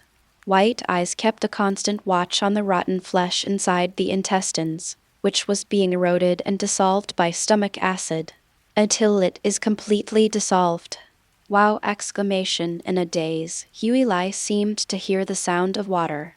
The three-tailed flesh, digested into liquid, transformed into a surging tide, seeping out from the stomach and spreading throughout the body, leaving a trail of icy coldness along its path. Huey shuddered. The three-tails chakra, spreading from the stomach, had invaded the meridians. The uncontrollable foreign chakra rampaged through the meridians, quickly disrupting the body's complete chakra circulation pathways. If this chakra is allowed to run rampant any longer, her meridians may rupture. Huey formed the Zai mudra with both hands. The invisible spiritual energy mixed with the physical energy, and the azure chakra also surged from the heart, flowing out along the meridians and surrounding the three-tails chakra, which flowed like water. Her chakra reserves were almost equal to the amount of the tailed beast within her, and the result of using an encirclement strategy was that she was completely dispersed by the three-tails chakra. Watching as the tailed beast's chakra rushed towards the chakra seed in his heart. The gray glass passageway is not good. If her chakra seed is destroyed, her path as a ninja will likely be cut short. Ignoring the matter of the Jinchuriki, he quickly mobilized his chakra, gathering it in front of his heart to collide with the three-tails chakra. Huey groaned, blood trickling from the corner of her mouth. The two streams of chakra collided in the meridians, and the pressure generated ruptured all the capillaries along the way. The extremely high quality of the three-tails chakra directly pushed Haley's chakra back to his heart. How can the quality of the same amount of chakra be so different? Is this the power of the tailed beast's gray glass? Felt a burning passion in her heart. As expected of a tailed beast chakra that can compete for the top spot on the cheat list, it is indeed powerful. However, the more powerful it is, the more gray glass wants it. If she can tame this chakra, her strength will at least double. The deathly grayness in his eyes intensified, his pupil power sank, and his physical body meridians and blood vessels were activated by an invisible force. The combined forces of eye power, physical body, and chakra simultaneously annihilated the rampaging three-tails chakra. The three-tails chakra seemed to sense the danger and became even more frenzied. The water-like chakra gradually froze into sharp ice, traveling along the meridians towards the heart. The flesh and blood along the way turned white from the stimulation of the icy chakra, and the surging blood turned into red ice shards. Ice release. Huey narrowed her eyes. Why didn't she remember that the three-tails had such an ability? The meridians automatically broke and reconnected, causing the terrifying ice release chakra to detour through the heart and be guided into a new chakra cycle. Flesh and blood throbbed. The dense network of meridians extends and meanders, forming a cycle that stretches and prolongs the icy three-tails chakra to an extreme degree. Its now hum! A burst of azure chakra suddenly erupted and severed the end of the three-tails chakra. The frozen and hardened meridians were broken. A small section of the three-tails chakra was enveloped by a powerful chakra, trapping it inside. No matter how it struggled, it could not break through gray glass's blockade. Huey once again manipulated chakra to separate and disperse that small section of chakra, and the deathly gray Byakugan power suddenly appeared, imprinting itself on the shattered three-tails chakra, forcibly seizing control of the chakra. Gradually, The Three Tails chakra finally ceased its arrogance, and the Byakugan's power, carrying the gray chakra, swept straight in, utterly shattering it. The chakra fragments of the alien species decomposed and fused with the chakra of the gray glass. The azure chakra gradually turned deep blue in Hueyli's surprised gaze, and seemed to possess some unique properties belonging to the tailed beast chakra. No time to investigate. More than half of the Three Tails chakra was still rampaging through his body, spreading like ice, almost turning ash into an ice sculpture.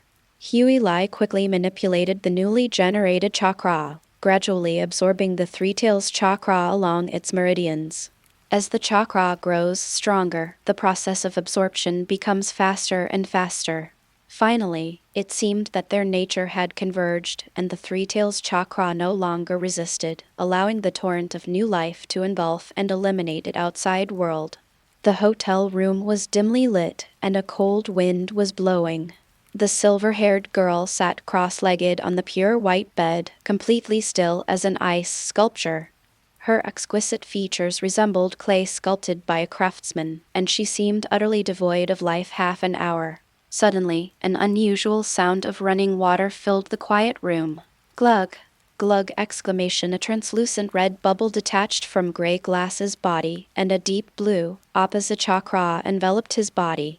The curtains inside moved automatically without any wind. Her long, silver-gray hair danced in the air, and a layer of ethereal red clothing floated on her fair skin. Open your eyes. With silver hair, red clothes, white eyes, and gray pupils, and a red tail that seemed both real and illusory, she resembled a legendary fox spirit. Receive! Exclamation! A thought came to my mind. As the tailed beast cloak contracted within him, the deep blue chakra, nearly twice its original size, receded back into the chakra seed at his heart, giving Gray an inexplicable feeling of fullness. The chakra, whose nature had been altered, was redecomposed into spiritual energy and physical energy. Visibly, the two originally pure energies were now mixed with a certain blue impurity.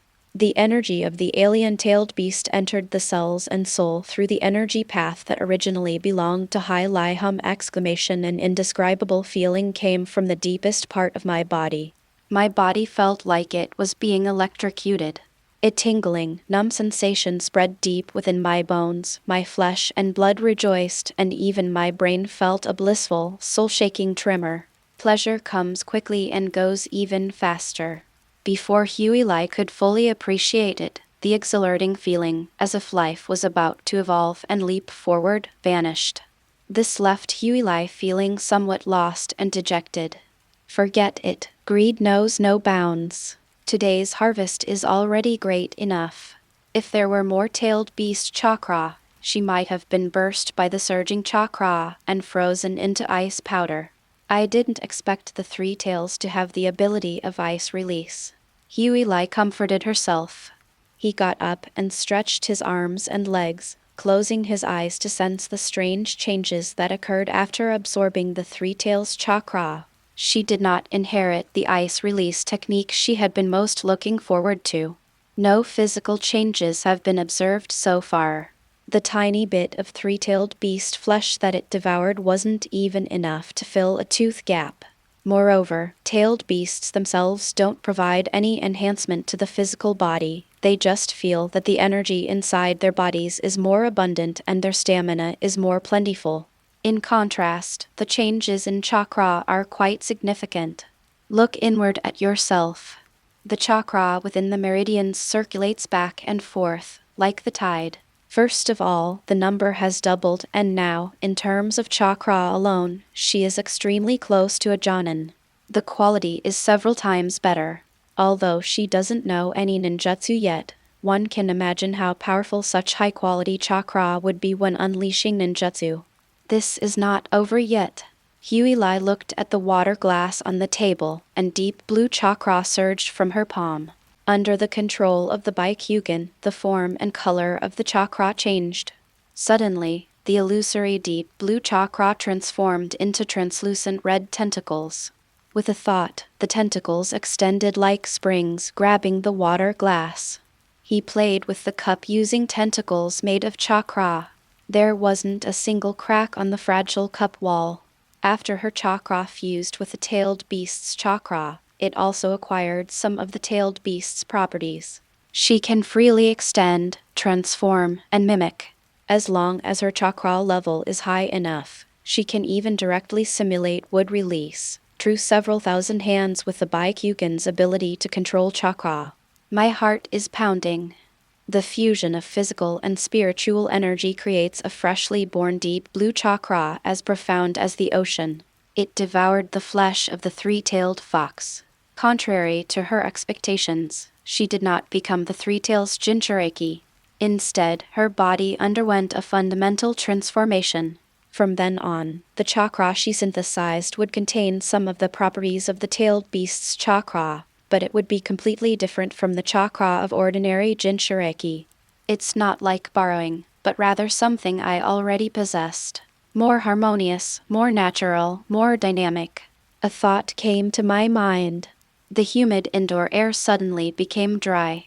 The moisture in the atmosphere was as docile as a lamb in the face of the newly formed chakra, obediently gathering in the center of the palm, and the water mist transformed into a physical spirit snake that gently caressed between the fingertips. The corpse bone vein is activated. The skin in the center of the palm opens into a small mouth. The blood dripped onto the ground, but in the face of the terrifying alien chakra, it gained life and vitality, gathered up, and leaped back into the wound. When the palms and mouths close, blood flows back to the heart. Everything is back to normal. Okay, for some reason, Huey always felt that she was going against the very nature of the word human. And they drifted further and further apart. End of this chapter. Chapter 29, The Hope Ship, A Gathering of Heroes. Chapter 29, The Hope Ship, A Gathering of Heroes. 2 days later, at Mermaid Wharf. Waves crashed against the hull, spraying water and creating a large amount of foam, but the massive Hope remained as still as Mount Tai. Come on, everyone, let's check tickets one by one, no cutting in line. A young man dressed as a sailor, with dark skin and a strong build, cut a piece off his ticket and urged passengers to line up in an orderly fashion to board the ship. Lord Orochimaru, something seems off. Behind the crowd, a handsome young man with white hair, green eyes, and red eyeshadow on his eyelids frowned as he looked at the ticket checker at the front of the crowd. His keen sixth sense told him that something was wrong with the man, but he couldn't quite put his finger on it. Quickness is a ninja's most important weapon, and I'm increasingly looking forward to your future performance. Orochimaru, with his pale skin and snake-like yellow eyes, smirked, but the smile didn't reach his eyes. His cold gaze was filled with intense killing intent. These scum from the Mist Village are truly persistent. Orochimaru was puzzled as he held a dark-colored, wrinkled sphere in his palm. What exactly is the treasure of the Taketori family? It is incredibly hard, impervious to lightning and fire, and cannot be sealed or teleported to Yuchai Cave using reverse spirit communication techniques. In order to bring this thing back, he had no choice but to leave the land of water by boat. That's why they get stuck to the fog shadows like glue.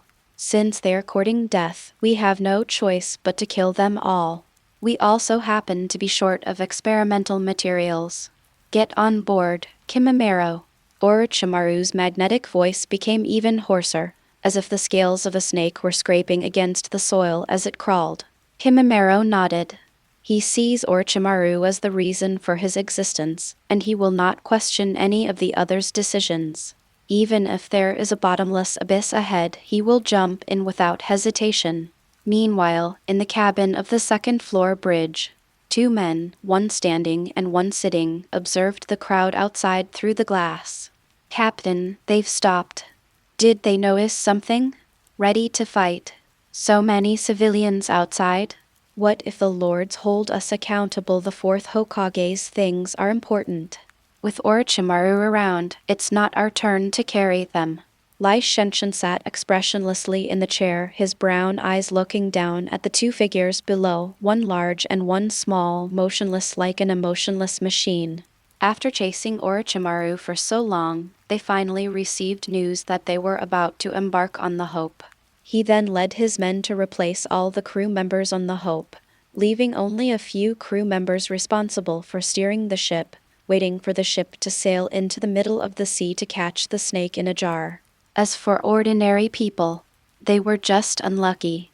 A cage-level expert, plus a remnant of the Bamboo Cutter clan, would be enough to make them their burial offerings.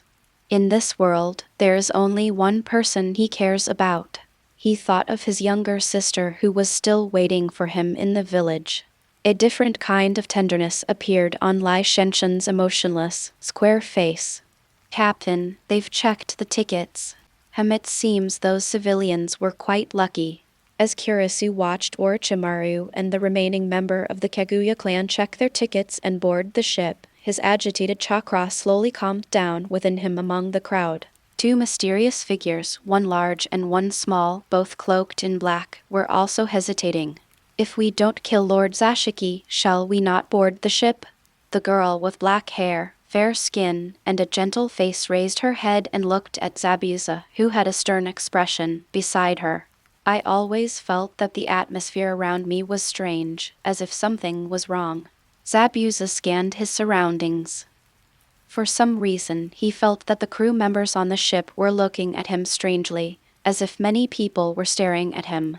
But upon closer inspection, he felt that there was no real danger, and it seemed that they were not targeting him. Weird. Bai lowered his head, neither confirming nor denying. Ever since the time in the dense forest, when Lord Zabuza hurriedly ran out of the mist, he has been suspicious and paranoid these past few days. While Zabuza was fast asleep, she made him a glass of ice water. As a result, the bottom of the cup accidentally hit the table with a thud, and Zabuza jumped up, looking at her with a face full of sweat. His expression betrayed an indescribable panic. "Let's just forget about it." Zabuza observed for a long time but found nothing unusual. However, his dangerous intuition, honed by years of fighting, was unmistakable, constantly issuing deafening warnings to him. Ever since that ghost encounter in the dense forest, he always felt uneasy, especially when he was sleeping. He often felt a strange chill.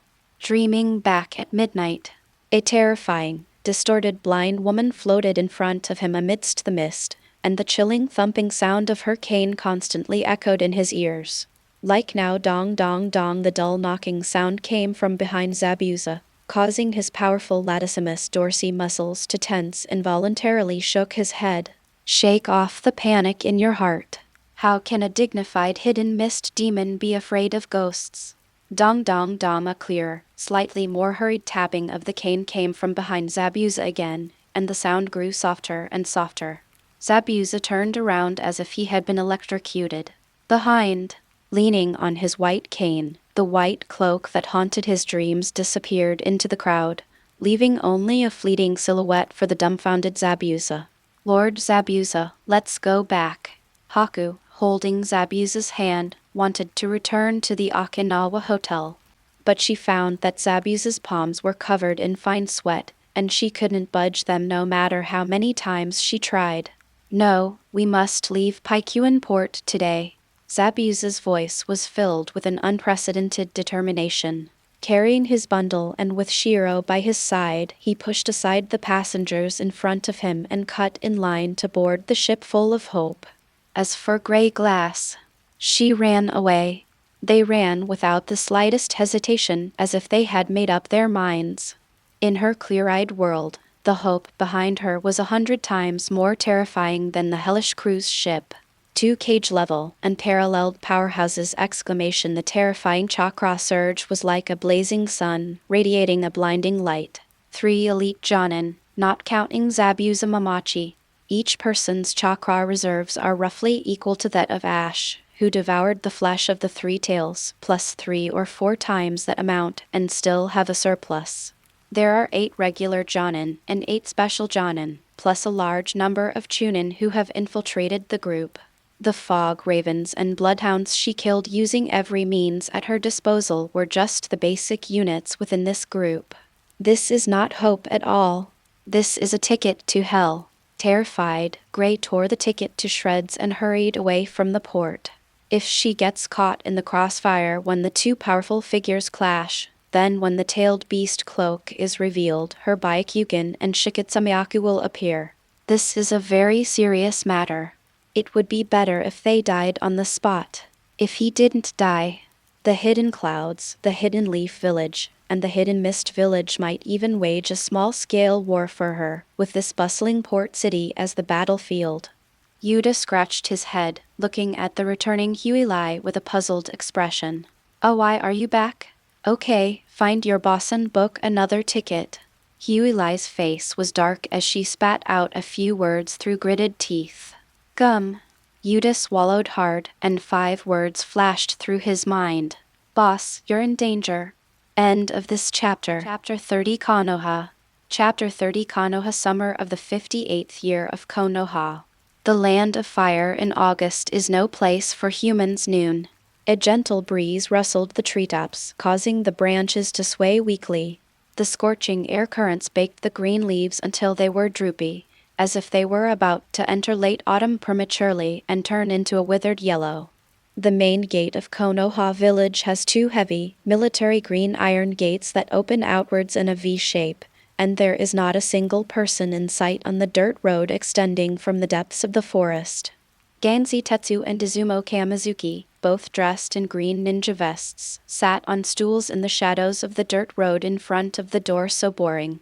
With bandages wrapped around his cheeks and the bridge of his nose, Gangsdi hunched over the back of the chair, his usually spiky hair now drooping like grass dried by the scorching sun.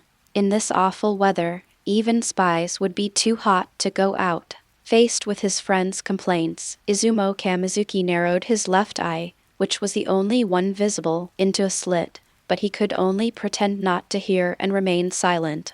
As a special jonin in the village, he could only guard the gate of Konoha every day, which was indeed hard to accept, but the gates of Konoha, as the village's first line of defense, always need to be guarded. He still remembered what the toothless old man who had guarded Konoha for nearly 20 years had said to them.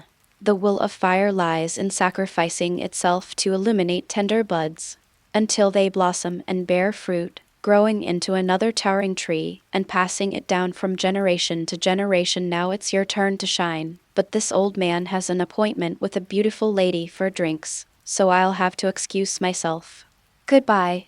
The toothless, 60-year-old man, though old in years, was young at heart and never returned. Only Gangzi and Taizi remained, dumbfounded, guarding the village gate. 2 years have passed, and the two, who were initially full of ambition, have now become dejected. Just as Shen Yuechu was lost in thought, a small figure appeared on the distant dirt road at some unknown time. A white cloak covered her entire body, revealing only her delicate, fair face, while a mysterious black blindfold covered her eyes and most of her face.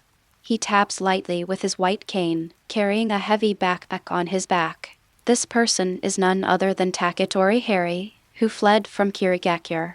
As she walked, Huilai looked up. Her delicate face, framed by a hood and a blindfold, was tilted upwards. Beneath the jade-like translucent periosteum, the center of the milky white iris shone with an even more vibrant, deathly gray light. Brush! A visible barrier of perception, like an inverted jade bowl, enveloped Konoha village. Red chakra flowed across the surface of the barrier, occasionally reflecting ripples. Is this the Leaf Village perception barrier? Such a massive sensory barrier must consume an unknown amount of chakra every day, and maintaining it for an extended period would require countless human and material resources. As expected of Konoha, the center of the Naruto world and the most powerful village. He is indeed rich and powerful. Gray Glass, the country bumpkin who had fled from the mist, sighed inwardly. After tearing up her ticket for the Hope, she asked the owner of the Okuryu shop to help her buy a new ticket. She traveled across the ocean at breakneck speed, using money to pave the way, and finally arrived in Konoha after more than a month. Along the way, aside from killing several groups of pirates and bandits who blocked her path and turning a few people who tried to kidnap her into mincemeat, there were no further disturbances on her journey. looking up at the enormous chakra barrier. The intricate three-dimensional circuits formed by the chakra within were dazzling to her, making her feel as if they contained countless profound principles of ninjutsu, yet she could hardly grasp their underlying structure. All I could do was scratch my head and watch helplessly. With just one encounter, her perception of Konoha's strength rose to a whole new level. The thought of the countless ninjutsu resources within Konoha fueled her burning desire for power, which burned even hotter than the August sun. Reluctantly closing my eyes, the chakra in the heart automatically disintegrates, blocking circulation. Hueyli's vision was plunged into boundless darkness. Thump, thump, thump. With his cane probing the sand and gravel on the ground, Huey carried a package full of gambling money and headed towards Konoha in the distance. She wasn't going to directly show her disdain. They didn't even intend to reveal that they possessed chakra. As Wine fled, her vigilance was raised to the maximum. Who knows what the situation is like in Konoha right now? First, he had to blend into the village and return to the Hyuga main family to establish his identity and secure a powerful backer before he could gradually rise to prominence. Having completely left the territory of Kirigakure, she was in no hurry. Hey, little girl, stop for a second, you poked my foot. Gangzi Tai stopped the blind girl who was rushing into the gate with her head down. Her brown-white cane touched the ground and poked his instep. Oh, sorry. Having lost his chakra and unable to see anything, Huey awkwardly apologized and put away his cane. Steel grinned and flexed his ankle. This little guy is small, but he has a lot of strength. Little sister, you have to register before entering the village. Come on, be careful over here. Gangzi Tai pulled Huey's white cane and led her to the registration office. Shen Yuechu took a thick notebook and spread it out on the registration desk. Name? Gray Glass. What are you doing in Konoha? Searching for relatives. One person? Yes. As Shen Yuechu wrote in the register, she would occasionally look up at Huey to record his physical characteristics. Are you a ninja? Shen Yuechu asked casually. Huey looked up in confusion. What's a ninja? Oh, it's nothing. What's in the package on the back? Clothes and some dry food. Okay, that's fine. Don't wander around after you enter the village.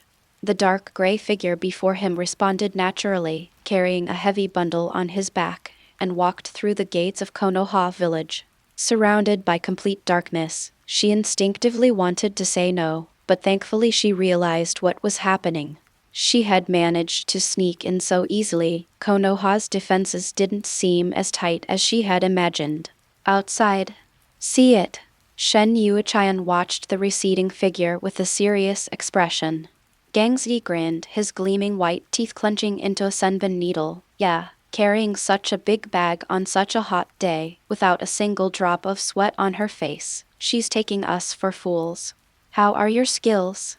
My physique doesn't look like I've been trained, but I just deliberately put my foot in there with a lot of force. Shen Yuechu nodded and continued. Judging from the details of her skin, she probably didn't use a transformation technique. Her fingernails are very clean. Either she has accomplices or she's pretending to be blind. I'm more inclined to the second one.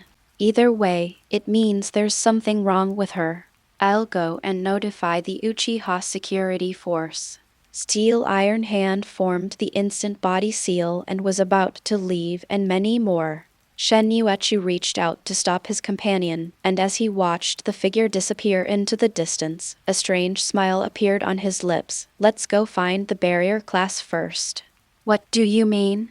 Gangzi Tetsuya was stunned for a moment, then quickly realized, if the barrier team sensed the abnormal chakra fluctuations, they should have already come to notify us. Shen Yuechu squinted his left eye. What if the barrier doesn't detect any chakra fluctuations? Gangzi Tai frowned. If nothing was detected, either she's not a ninja or the girl just used a bit too much force. Either she used an unknown method to deceive Konoha's perception barrier. Those who can fool Konoha's perception barrier are no pushovers. Go ahead. If the barrier team senses chakra, notify the Uchiha to capture them. If they don't sense it, we'll probably have to notify the third Hokage to have the Anbu handle it. Shen Yuayu made a decision. Gangzi nodded in agreement. Then we really caught a big fish. I always said spies have to commit crimes when it's hot. Is that what you just said? Izumo Kemitsu asked, puzzled. Why not? End of this chapter. Chapter 31 First Meeting. Chapter 31 First Meeting. At this moment, unaware that her true nature had been thoroughly investigated, Huilai was walking on the main street of Konoha. Ignore the noise of people around you. Huilai manipulated the chakra to gather in her heart. The white eye draws power from her, bringing light back to her exclamation. The clear visual experience, coupled with a 360-degree panoramic view, brings a strong sense of security. The road was wide enough for 3 carriages to pass side by side, and the commercial district was still bustling with people under the scorching sun that could melt your hair. A toddler, not even 3 years old, kicked a ball onto the roof, which was then gently tossed back by an unknown ninja uncle passing by on the roof. The noisy, peaceful, and tranquil atmosphere left Huilai somewhat bewildered. The bloody mist seemed to be just a nightmare for her. Once she woke up, she returned to her original peaceful world. But on the distant cliff, 4 enormous heads reminded Grey Lie that this was the Konoha she had been longing for. A sudden rumbling sound from her stomach snapped Huilai back to reality.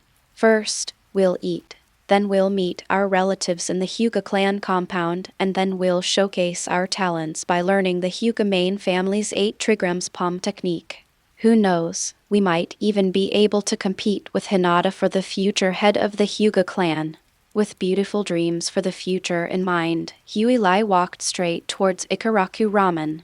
Ikaraku Ramen, a popular spot for social media check-ins in Konoha, and also a super dungeon where the 9-tailed fox appears regularly. With the ability to devour tailed beasts and fuse chakra, Huilai coveted the 9-tailed fox inside Naruto. She only absorbed a little bit of the 3 tails power, which brought her a terrifying boost of twice the strength. If she ate a few more bites of the 9 tails, wouldn't her strength take off like a rocket? Dong dong dong, the white cane taps the ground. Reaching out, she pushed aside the Norin hanging in front of the door, which had the word Ikaraku written on it, and entered the shop. The shop's facilities are rather simple and old, with a few square stools casually placed in front of the long bar. However, there were so many guests that the seats were packed, and even with her eyes rolled, Huilai couldn't find a space to accommodate her. I am carrying a bowl of noodles and wearing an apron, came out of the kitchen. When she saw Huilai enter, her gaze lingered for a moment on Huilai's blindfolded face before a standard smile appeared on her delicate features. Hello, little sister, there are no seats available at the moment. Would you like to wait here for a bit? The luck didn't seem to be very good, but it's a popular restaurant, and it was during mealtime, so it's normal. Before Huilai could finish speaking, a very penetrating voice suddenly came from the entrance of the ramen shop. I'm going to eat 5 bowls of tonkatsu ramen today. My old man's wallet can't take it anymore, Naruto. I don't care. You promised to treat me to Ikaraku ramen before school starts tomorrow. You can't go back on your word. While talking, the 2 people had already pushed open the Norin curtain and come in. Huilai looked up. The blinding chakra light made her eyelashes tremble. The pupils appear as a concentrated, diffused gray, indicating that the perspective parameters have been lowered. The 2 people, one old and one young. The old man wore a Hokage robe, his robust body was slightly hunched, he leaned on a cane, and the wrinkles at the corners of his eyes were like knife cuts that extended all the way to his cheekbones. Behind him was a little boy with blonde hair, 6 whiskers on his face, and bright sky-blue eyes. Hiruzen Sarutobi and Naruto Uzumaki. So lucky not only did Huilai recognize it, but other customers in the store also recognized it. Before he could finish his noodles, he was about to go up and say hello when he saw Naruto Uzumaki next to Hiruzen Sarutobi. His smile vanished, replaced by disgust. "Let's go, I'm full. Boss, check out." The guests put down their chopsticks, paid their bills to Iame, said goodbye to the third Hokage, and then turned and left. Soon, the once bustling shop became somewhat deserted. Changpu gave the change to the customer, only to find that the customer had already walked away. She could only write it down on the bill and wait for the customer to come back and return it. He then pulled out the bill and looked at Hiruzen Sarutobi. "What would you like to eat, Hokage-sama?" "I'm sorry, Sister Changpu." Naruto lowered his head dejectedly.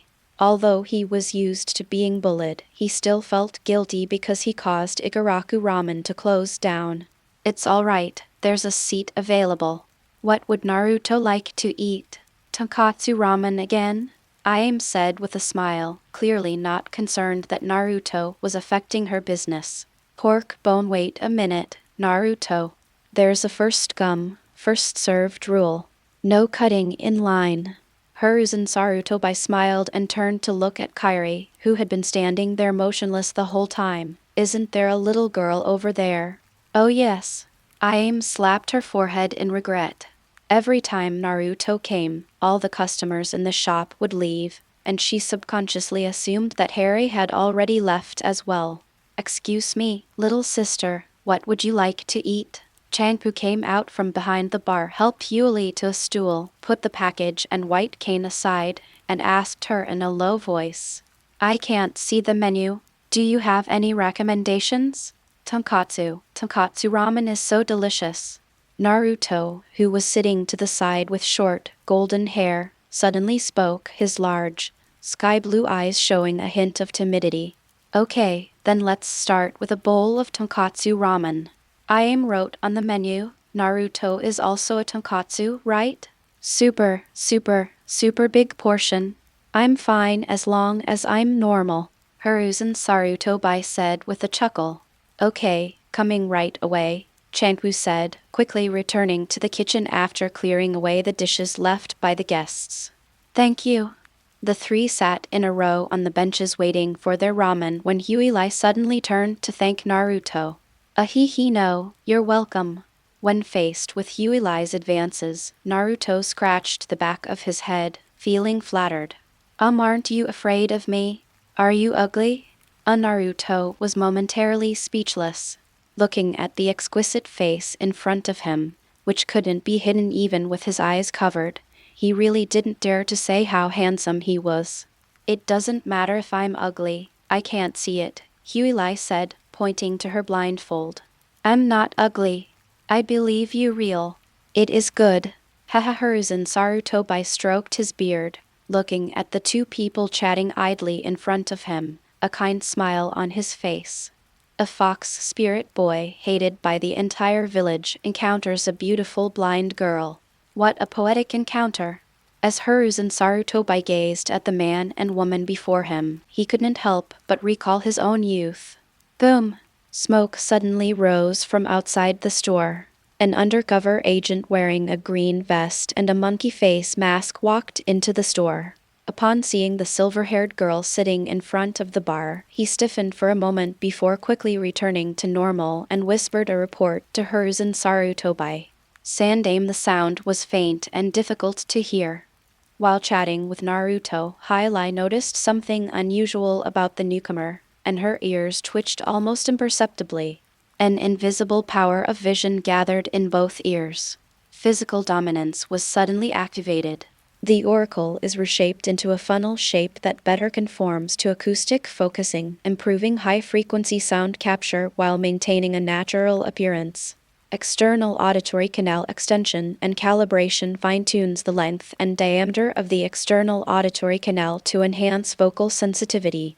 The small bones in the ear are also being modified under the influence of chakra. The malleus, incus, and stapes are replaced with a honeycomb hollow structure to improve the speed of sound wave vibration response soon. The faint sounds from the shadows gradually became clearer. Ganzi Tetsu discovered a suspicious blind girl named Huey no chakra reaction detected in the barrier gray glass. Your name is so beautiful. Naruto's naturally loud voice left Haley somewhat at a loss. Thanks.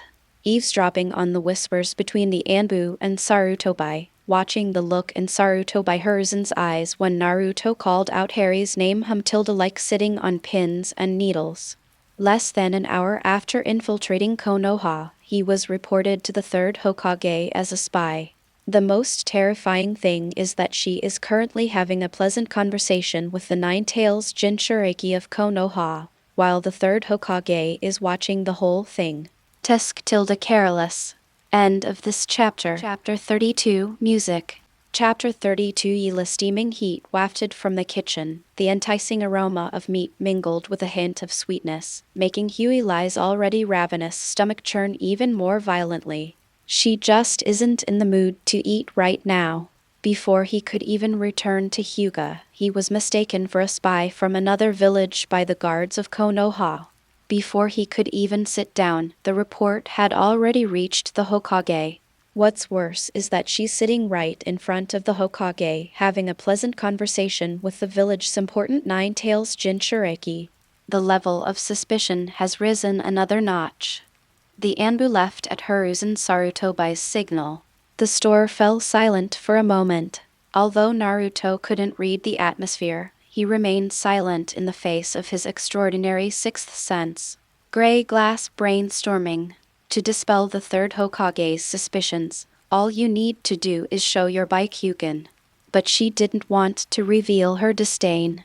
My mother, Hinata Tenkui, has been away from home for many years. Who knows if my maternal grandfather, who is the head elder of the main family, is still alive. The Hyuga clan is not a monolithic entity. It has a complex set of rules. Whether she, a half Hyuga and half Hankori, could become the head of the main family remains to be seen. Now the white eye is being shown. This undoubtedly puts him in the spotlight. If a problem arises, the consequences will be unacceptable to her.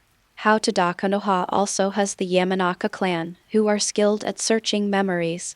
Their memories cannot withstand scrutiny. She didn't even need ninjutsu. An X-ray at Konoha Hospital would reveal that beneath her harmless appearance lay a dense periosteum covering her entire body and a skeletal structure that was definitely not human. After absorbing the flesh of the three tails, it increased its chakra reserves, a crucial source of power. She underwent even more horrific human modifications to her body. She is now 1.3 meters tall, but weighs an astonishing 200 pounds, which makes her walk a little heavy. His physical condition was also showing abnormalities uncontrollably, unlike when he was hidden in the mist, which was not so easy to conceal. This is a side effect of increased strength. No matter how well a lion disguises itself, it will be difficult for it to blend into a flock of sheep. Hokage-sama. Inside the quiet and cramped ramen shop, Huey suddenly turned her head, startling Hiruzen Sarutobi, who had been secretly observing her. "Oh, what's wrong?" Hiruzen Sarutobi stroked his beard and responded with a smile, his kind face displaying a benevolent smile that belied his status as the supreme leader of one of the 5 great ninja villages. "If you have any questions, please ask them directly. Please don't keep staring at me like that." Naruto, who had been openly staring at Huey's beautiful profile, immediately lowered his head upon hearing this. Hiruzen Sarutobi couldn't help but awkwardly twitch the corner of his mouth. Young girls these days are so direct. Although his eyes were covered by a cloth strip, how could his senses be more sensitive than those of an ordinary person? A question flashed through my mind. Seeing that Kairi had discovered their discovery of her problem, Hiruzen Sarutobi was no longer afraid of alerting her and asked directly, Huey, are you an outsider? Didn't that Anbu member just tell you? Your hearing is very good? That's it. What are you doing in Konoha? To find my family, become a ninja, and seek revenge. How did you manage to fool the chakra perception barrier? An innate ability. Huey controlled her heart rate and pulse, nonchalantly fabricating lies. No matter how closely Hiruzen Sarutobi stared, He couldn't find a single flaw. To become a Konoha ninja, you must enter the Ninja Academy. The Konoha Ninja Academy only accepts native Konoha residents and does not accept wandering ninjas from outside the village. As the principal of the Ninja Academy, Hiruzen Sarutobi bluntly rejected her application for admission. Huey smiled. She stretched out her finger, her slender, fair fingertip pointing towards the kettle behind the bar. Hiruzen Sarutobi and Naruto, who was secretly watching, looked over almost simultaneously. Chinese letter exclamation. The kettle lid shook violently. Boiling water gushed from the curved spout, and to their astonishment, it leaped high into the air, splitting into 3 equal portions that flowed into the teacups in front of them. This is a ninjutsu without a sealrong. It's a bloodline limit exclamation as Hiruzen Sarutobi stared at the still, undisturbed water in the cup, its surface as smooth as ice. His heart was filled with turbulent emotions. Water release can be used without hand seals. He still moves with such ease and precision, even more so than he does, something that would be impossible for someone of Huey's age. Only a mysterious bloodline limit could possess such power. Isn't this okay? Meeting Sarutobi's surprised gaze, Harry asked with a smile. This is all she has on her body that she can display. But it's enough. No ninja village would be willing to use a precious bloodline ninja as a spy, especially a genius who awakened his bloodline at such a young age. It's not worth it, and it's too conspicuous. The combination of the Three Tails' unsealed water release techniques and the Byakugan's extraordinary chakra control makes her a formidable opponent in terms of water release control, even against Tobirama Senju.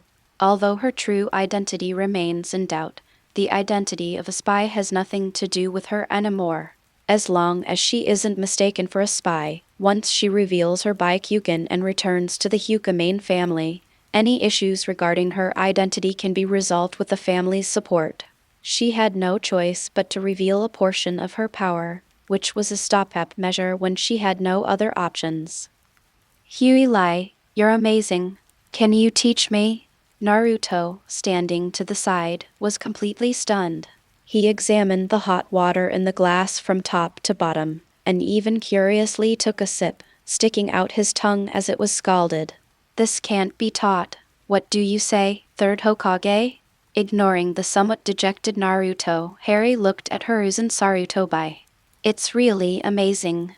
After the initial surprise, the hostility in Hiruzen Sarutobi's eyes lessened slightly. He understood what Huey meant. Given the rarity and value of bloodline ninjas, even that old man Danzo wouldn't stoop to sending bloodline ninjas as spies. That wasn't sending spies, it was simply transferring talent. If any leader of a ninja village were to send a bloodline ninja as an undercover agent, Hiruzen Sarutobi would be more than happy to welcome him. He would give you any intelligence you wanted directly, without you having to ask. As long as your bloodline spy can have children, that's fine. That's a precious bloodline limit. Known as the Professor of Ninjutsu, he is not as good as a little girl in terms of water release control. That's how enviable bloodline power is. Hiruzen Sarutobi pondered for a moment and then slowly said bloodline ninjas are indeed rare, but Konoha has its rules. Outsiders are not allowed to enter the Ninja Academy. This is a rule set by the second Hokage, and no one can break it. No problem, I respect the rules. Huey smiled and nodded. She also understood the unspoken meaning in Sarutobi's words. Outsiders cannot enter the Ninja Academy, but conversely, once she becomes a member of Konoha, she can enter the Ninja Academy. The problem has become simple. The noodles are here. Aim and Tetsuya emerged from the kitchen carrying 3 bowls of tonkatsu ramen. The tense atmosphere was broken by the two of them. We don't talk about work during meals. As it should be. An old man and a young boy nodded to each other, seemingly sharing the same unspoken understanding despite being complete strangers. Wow, it smells so good. Naruto stared excitedly at the ramen in front of him, a happy smile almost overflowing from his face. Gray glass, you should try it. Huey picked up a piece of pork bone with ease and tasted it. Salty and savory, soft and sweet. Delicious. Naruto's recommendation is definitely great. Hey. When praised by his new friend, Naruto proudly put his hands on his hips and laughed, just like Squirtle in a meme. Upon seeing this, Sarutobi's wrinkles deepened even further. How many bowls are you planning to eat this time? The middle-aged man squinted, wiped his wet hands on the apron in front of him, and said to Naruto with a smile, 5 bowls. Naruto opened his palm and made a big 5. Oh, that's really impressive, Naruto. I'm so impressed, the middle-aged man said dramatically. My wallet is going to suffer. Hiruzen Sarutobi shook his head helplessly, looking heartbroken. Then we should eat as much as we want, right, Naruto? Yes. Miss Chankbu covered her mouth and chuckled. In a pleasant atmosphere, the tense atmosphere inside the ramen shop completely dissipated. Watching Naruto laugh heartily, eat heartily, and occasionally make funny faces, Huey pursed her lips and looked up at the ramen sign with the word Ikaraku on the wall. She couldn't help but feel warm and peaceful. In such a harsh environment, it is hoped that Naruto will be able to maintain an optimistic and positive attitude in the future. The atmosphere here is less like a noodle shop and more like a family gathering. Ikaraku ramen is not just about noodles. End of this chapter. Chapter 33 Cold Reception. Chapter 33 Cold Reception. Gray glasses amazing. Ikaraku ramen. Naruto stared in disbelief at the blind girl beside him, who was holding a bowl and gulping down the entire bowl of noodles without even using chopsticks. On the bar counter next to it, the bowls of noodles were already stacked higher than the gray glass itself. This is the 20th bowl. That's an amazing appetite. The middle-aged man, sweating profusely, slammed the dough against the work surface. For a chef, failing to satisfy a customer's appetite is a more shameful thing than the sword scars on a samurai's back. Hiruzen Sarutobi glanced at his rather meager wallet, then at the 5 large bowls beside Naruto, and even felt somewhat fortunate. Fortunately, he didn't eat as much as that girl. Ha, stop fussing, Uncle Hand Strike, I've almost finished eating. After finishing the noodle soup, Huey stood up and casually pulled out a wad of bright green banknotes from the bag behind her. Chankbu looked at the stack of money and rummaged through the small pocket on the front of her apron where she kept change. This is too much. It's okay, just leave the extra here, I'll come back here to eat next time. Shouldering their bags, they picked up their white canes. Huey suddenly turned her head and looked at Naruto, who was staring at her expectantly. Goodbye, Naruto-kun. Goodbye, Gray Glass. Naruto straightened his neck, an overwhelming sense of joy welling up inside him. Harry, are we friends now? Hold head high. Gray Glass, who had already walked away, gave a light, airy reply that drifted into Naruto's heart on the wind after many years. Gazing at the blazing sun high in the sky, Naruto, now the Hokage, would involuntarily recall that afternoon when he ate noodles with Harry Sungai tribe. The neatly cut bluestone path in front of the gate radiates heat, and the ebony-colored gate, with its heavy pillars and beams, exudes majesty. The doors are inlaid with Bagua 8 trigrams reliefs, serving as a unique symbol of Hyuga. Noble and mysterious, exuding the aura of a great family. 2 white-tied guards with white cloths wrapped around their foreheads stood on either side of the entrance. It's so hot. Hinata Sato wiped the sweat from his forehead with his sleeve, muttering a complaint under his breath. Sato, we represent the Hyuga clan, so please don't be impolite. TCH, there's no one around at this time. What's the point of being impolite? Besides, brother, we're a branch family, we can't be the face of the Hyuga clan. Sato said in a sarcastic tone. Hinata Yujin glanced at his younger brother but said nothing more. The fate of separating from the family is already sealed. Being planted like a caged bird, with its life no longer in its own hands, What's wrong with complaining a little in private at on Dong Dong?" Just as the two were chatting, a small figure suddenly appeared on the bluestone path ahead. The newcomer, holding a white cane and blindfolded, was none other than Harry, who had come from Igaraku Ramen. Hyuga observed with her Byakugan activated, and apart from the two branch family members at the entrance, she did not find any other Hyuga clan members. "It seems everyone is taking a nap. Don't know if Konoha is more comfortable or Hyuga is more comfortable." With such lax security, it's no wonder that Hinata Hyuga, the eldest daughter of the main branch of the family, was kidnapped by Kumagakure. Just as Harry was observing Hinata Yuyudo also discovered Harry's location. "This is Hyuga clan territory. Unauthorized personnel are not permitted to enter." Hinata Yuyudo issued the expulsion order in a cold and hard tone, looking down at Harry with his Byakugan. The humility of a branch family is only shown to the main family, and only when facing ordinary people outside can they gain some of the pride and dignity that belongs to the great clan. Dong Dong Huilai stepped forward, carrying her white cane. "I'm looking for the eldest elder of your Hyuga main family." "I'm a friend of her daughter." "Friend?" Zuo Ren stepped forward, scrutinized Huilai's appearance, his gaze lingering on her blindfolded eyes, before he sneered, "Stop lying, you little blind man. The Grand Elder doesn't have a daughter, so where would he get a friend?" Huilai narrowed her eyes slightly. "The Grand Elder has no daughter. The Hyuga main family originally didn't have many members.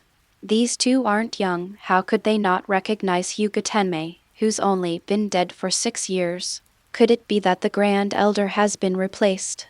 Is the head elder of the main family still Hyuga Kagami?" Upon hearing the familiar name, the brothers who had separated from the family exchanged a glance. This person seems to actually know the Grand Elder.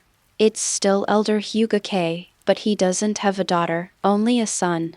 "Young lady, are you sure you haven't come to the wrong person?"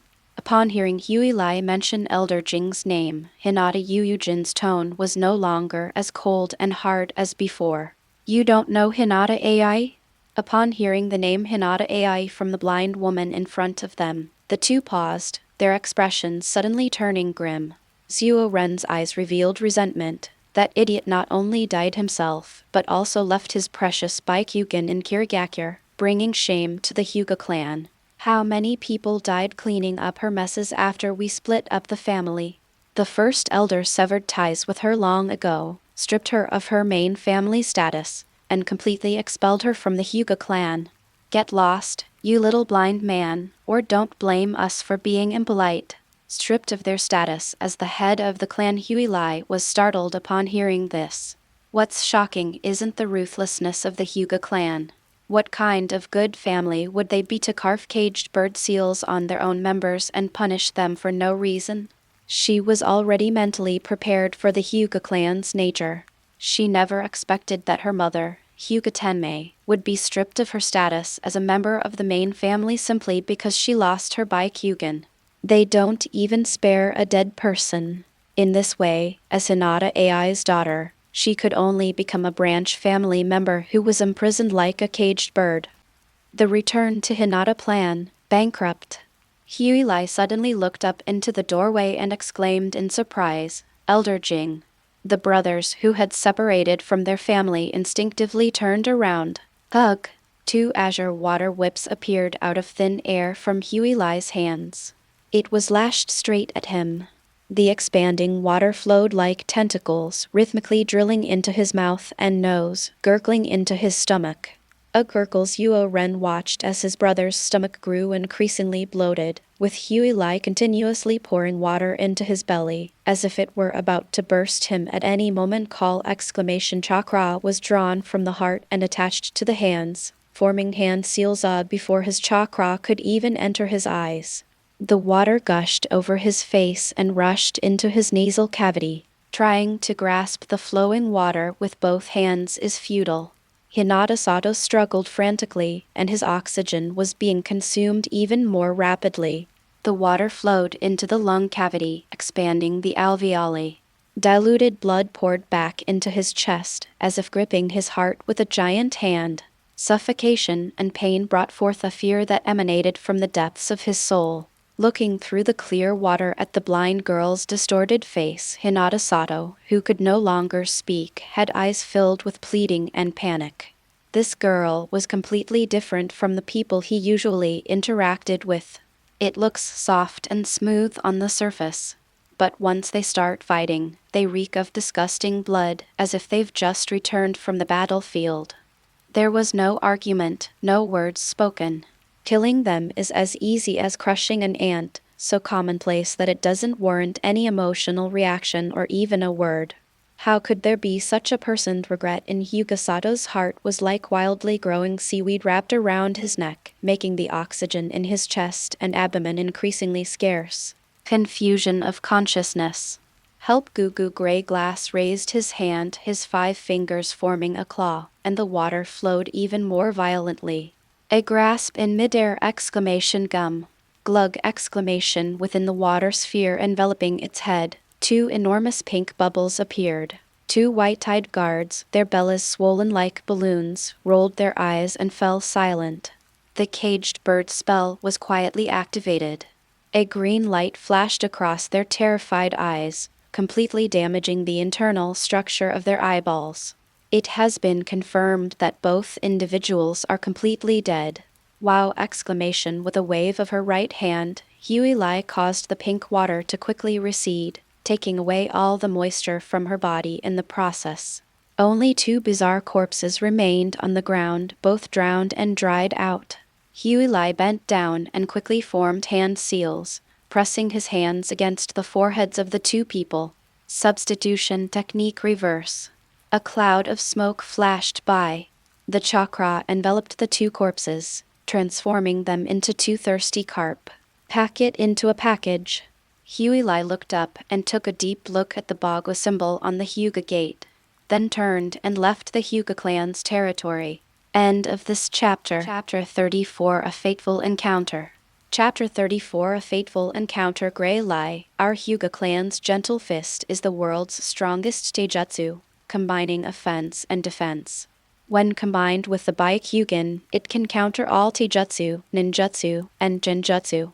Baguashing is a closely guarded secret of the Hyuga main family. At most, I can only teach you the basics of awakening your eye and gentle fist. With only 2 bloody holes left in her eyes, Hinata Tenkui still spoke proudly. Konoha Street. The walking stick and the package were placed on the ground. Having left Hinata, Harry, draped in a white cloak, sat alone on the ground. Even after losing her eyes, Hinata Ai's gentle and tender face kept appearing in her memory. Optimistic, positive, kind, gentle, pure, selfless, the qualities that Huey Lai completely lacked seemed to be found in that woman. You kept the secret of gentle fist for them, not even teaching it to your own daughter. In the end, the Hyuga clan kicked you out of the party long ago! Exclamation! How ridiculous, Hinata Tenkumi. Huey Lai chuckled and shook her head, a gesture that seemed both mocking and pitying. The inability to return to Hinata is not a big deal for her. With her strength, she can find refuge anywhere in the world except for the Hidden Mist Village. She simply hadn't expected that the Hyuga clan wouldn't even put on a show, not even leaving Hyuga Tenkui the title of the main family.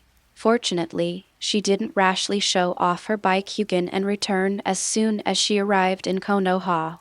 The bodies of the 2 brothers who had separated from the family had been smashed into mincemeat and thrown into the river.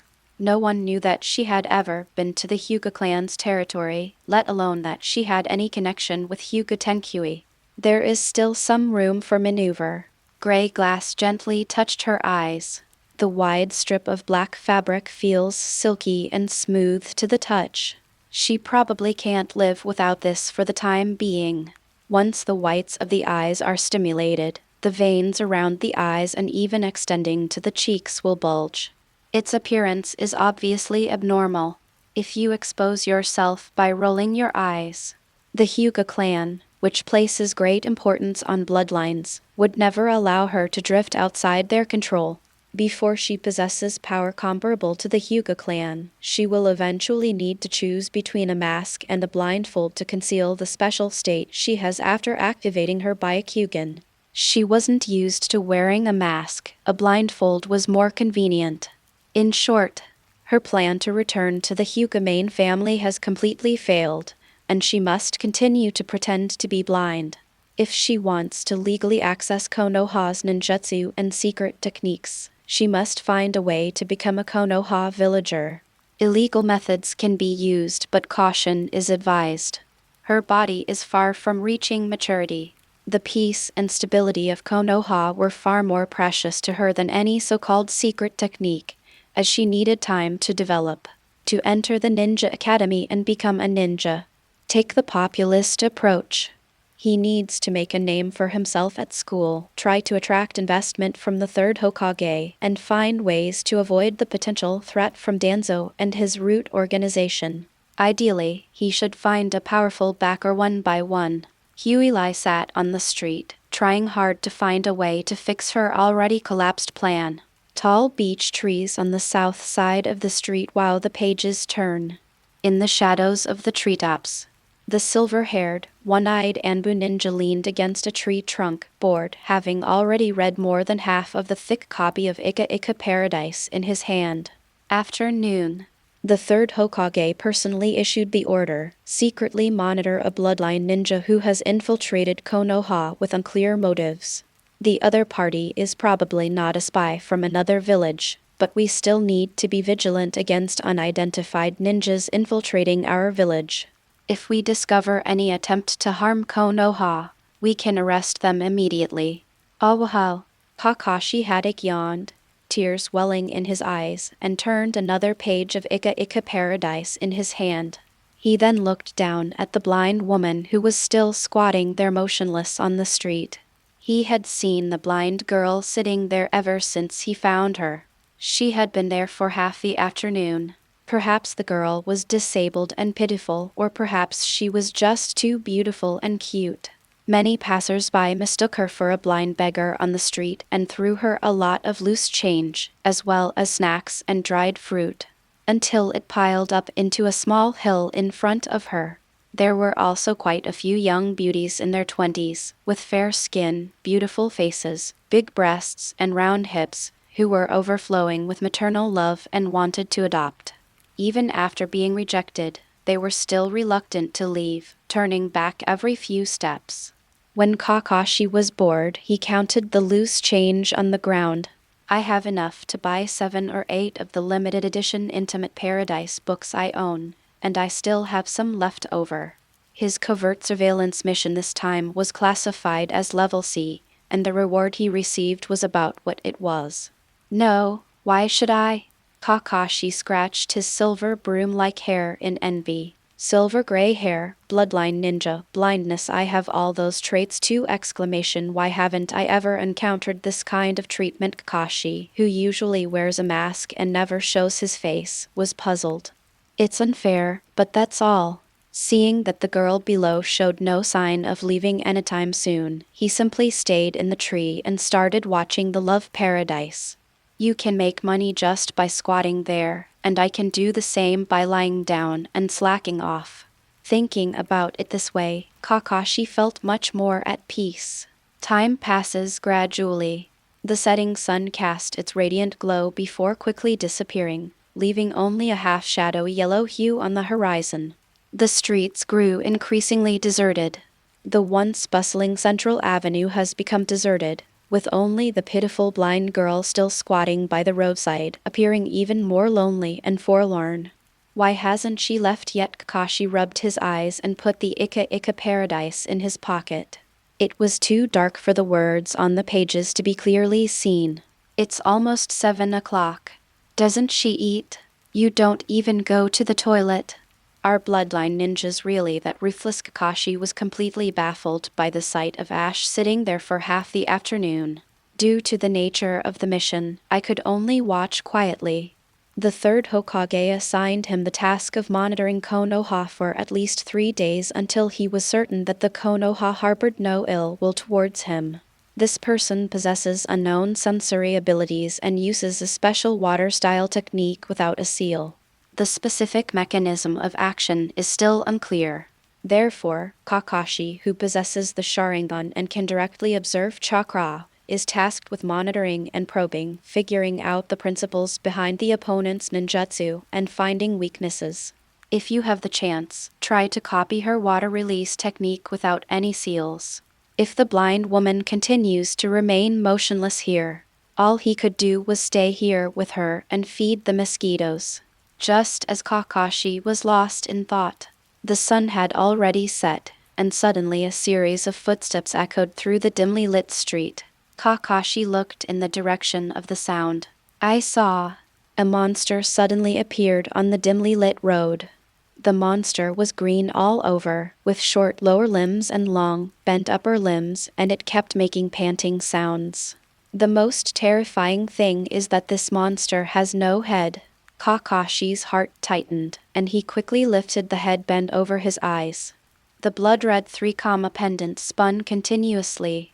The monster's form instantly became clear, even the shiny watermelon head at its crotch became dazzling. Isn't that Kakashi reluctantly closed his Sharingan and rubbed his eyes.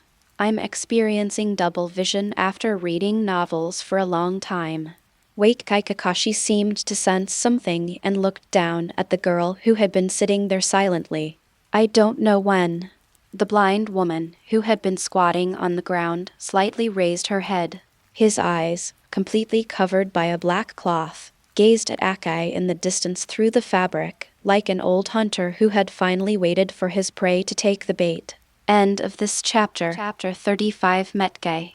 Chapter 35 Metkai. The waning moon was bright and clear. Its light stretched into thin threads that pierced through the mesh of the gauze window and scattered on the stone platform like shattered jade. Dining table in the living room. Under the incandescent light, Metkai held the bottom of his bowl, gazing thoughtfully at the girl sitting upright across the table. The girl is about 1.3 meters tall and looks to be about 6 or 7 years old. A large white cloak covered her slender body and most of her legs, while her long, silver-gray hair was casually draped over her shoulders, reflecting a faint metallic matte luster under the light. His face was covered with a black cloth strip. The strips of cloth were thick and the edges were not neat, like shreds torn from some clothes, completely covering the girl's eyes, cheeks, nose, and bridge of the nose. A day of grueling training has come to an end. On his way home upside down, he saw a pitiful blind girl sitting alone by the roadside, hugging her body, so he took her home. That's probably what happened. Give. Thank you. Huey naturally accepted the ramen and bowl and chopsticks handed to her by Metkai, politely thanked him, and moved freely. The eye mask on her face seemed to be just decoration. He picked up a mouthful of noodles with his chopsticks and elegantly put it into his mouth almost silently, while in contrast, Metkai made a snoring sound like a boar rooting for food. Turururu! Metkai held the bowl, tilted his head back, and poured the ramen and broth into his mouth, making a sound like a tractor harvesting wheat. He then turned around and ran to the kitchen to fill a large bowl and continued slurping. I jogged 10 laps around the leaf in the morning, did 1,000 single-finger handstand push-ups per finger in the morning, and did high-intensity anaerobic weightlifting in the afternoon. He was really hungry. Suck. Huey gracefully finished her ramen, then got up to go to the kitchen to get more rice. Her eating speed was not much slower than Metgai's. Lulu Gray Glass, you hiccup. Can you see? Metkai burped, his body twitching, and looked at Gray Glass, who moved freely. His small eyes, under his round, reflective watermelon head, were full of surprise. He had assumed the girl was a blind, helpless orphan who could only beg on the street, but now it seemed things weren't quite as he had imagined. Upon hearing Metgai's question, Gray Glass's lifeless gray eyes, hidden beneath the blindfold, shifted slightly. A 360-degree view unfolds seamlessly, and all the surrounding objects become semi-transparent, revealing their hidden structures and outlines. The refrigerator contained milk and fruit that were about to expire. The bedroom had a wallet full of coins with only a few bills. A secret scroll was hidden under the bed, a comic book with a sexy woman on the cover, and even Metkai was standing in front of him. From the inside out, the muscle texture, bones, internal organs, and even the slowly flowing chakra in the meridians are all clearly visible without any concealment. Blind. Huey tilted her head and pointed to her eyes, which were covered by a black cloth, her voice clear and her tone calm. I'm sorry. Mentioning someone else's injury isn't polite, so Metkai quickly apologized and stopped dwelling on Gray's unusual speed. It's okay, thank you for making me ramen, it was delicious. Being praised for his cooking skills for the first time, Akai touched his watermelon head, his mouth almost stretched to his ears, but he still pretended to be calm. It was just something I made, little sister, eat up, don't be shy. Little did he know that his performance had been seen through by Yan even through the blindfold. Turulurulu exclamation amidst laughter and conversation, Metkai downed another large bowl of food. Every taijutsu type ninja is a hidden glutton. And gray glass corpse bone pulse plus white eyes. Speaking of her two types of mutated bloodline limits, they are both genuine physical killers. The two are combined, leaving aside the 8 gates formation. She even dared to say that she would become the grandfather of all taijutsu-type ninjas in the future. Oh no, it should be her biological grandmother. The chopsticks tapped the bottom of the bowl with a crisp sound, and the ramen in the gray glass bowl was completely gone. I'll do it. Without hesitation, the eldest grandson, Metkai, grabbed a large bowl in each hand and dashed into the kitchen. Dinner time passed quickly. Metkai hadn't expected Gray to have such a big appetite, so he hadn't made that much ramen. After they each finished 2 large bowls, only a little oily broth remained in the pot. There's nothing in the pot. Metkai, returning from the kitchen with an empty gray bowl filled with noodle soup, saw the pitiful and helpless blind girl who had just been homeless on the street. He squatted down and casually opened her dirty beige package flick. Metkai accidentally broke the rice bowl full of soup, spilling soup all over the floor, but he had no time to care. In the package, the largest denomination banknotes of the Land of Fire, a vibrant green, were bundled together in a thick stack of yellow craft paper. It was even thicker than the bricks he used to pave the floor when he was a genin and had to take on bricklaying jobs from Konoha villagers because he had no money for food. The exact amount of these thick money bricks was unknown. They were piled up in the package like waste paper, while what he thought were old clothes were folded neatly and sandwiched between the money bricks. Doesn't this clothing reek of money? Metkai, who had never seen so much money in his life, silently complained to himself. Here, Gray took out a stack of money bricks from the bag. The money was so thick that he couldn't hold it with one hand, so he had to use both hands to hold it. He turned around and handed it to the dazed Metkai. This is for me? Oh, there's food and lodging included. I don't need this much, consider the rest as my gratitude for taking you in. This perhaps because of poverty, Metkai's naturally loud voice became soft and gentle. Looking at Huey, who was standing in the middle of the room, waving banknotes with an air of wealth and power, I suddenly felt like I was the beggar who had been picked up from the roadside. That's not right! Accommodation fee. I didn't say you could stay at my house. But after weighing the heavy brick in his hand, Metkai swallowed his thoughts silently. His tired body, exhausted from training, automatically channeled its strength to help him clean up the dishes and sweep the soup off the floor. Looking at Metkai's hesitant expression, he seemed to want to say something but couldn't. Having experienced throwing money at people for the first time, Huey secretly sighed in her heart. No matter how the world changes, some things are universal. Leaving the dock where the hell was moored, she went back to confront Okiryu Fumiko. He knew there was something wrong with the ship. Long before Harry approached him, Orochimaru and Zabuza had both obtained some money from him, and the tickets for the Hope also came from him. Sure enough, before everyone runs away, they always choose to pull off one big heist first. Everyone's thinking is pretty much the same. At last, gray glass plundered the cash flow of nearby casinos. The cash in the package was only a drop in the ocean, the rest was deposited in an anonymous account in the Land of Fire. Due to the large amount involved, the annual interest was a considerable sum. Akai. The two had already exchanged names, and Huey simply called him by the name she was familiar with from her previous life. What happened? Akai knelt on the ground, wiping the noodle soup off the floor with a rag, and turned to ask Huey when he heard her call. Do you have a girlfriend? What? End of this chapter. Chapter 36 Planning. Chapter 36 Planning. If I didn't have a girlfriend, then I know. Metkai threw down the rag and jumped up. He waved his hands and shook his head at Huey's small face, a strange blush spreading across his resolute features. I'll be arrested and thrown in jail. What are you thinking? I'm asking you to adopt me, Huey explained, her face full of exasperation. Adopt. Metkai froze, his eyes widening beneath his thick eyebrows. This was indeed an answer he had never considered. You should be able to tell I'm not an ordinary person, right? Huey picked up her cane from the ground and picked up the beige package. Metkai nodded. Who would carry so much cash when they go out? Moreover, despite having his eyes covered, he moved so freely that it was hard to tell whether he was truly blind or pretending.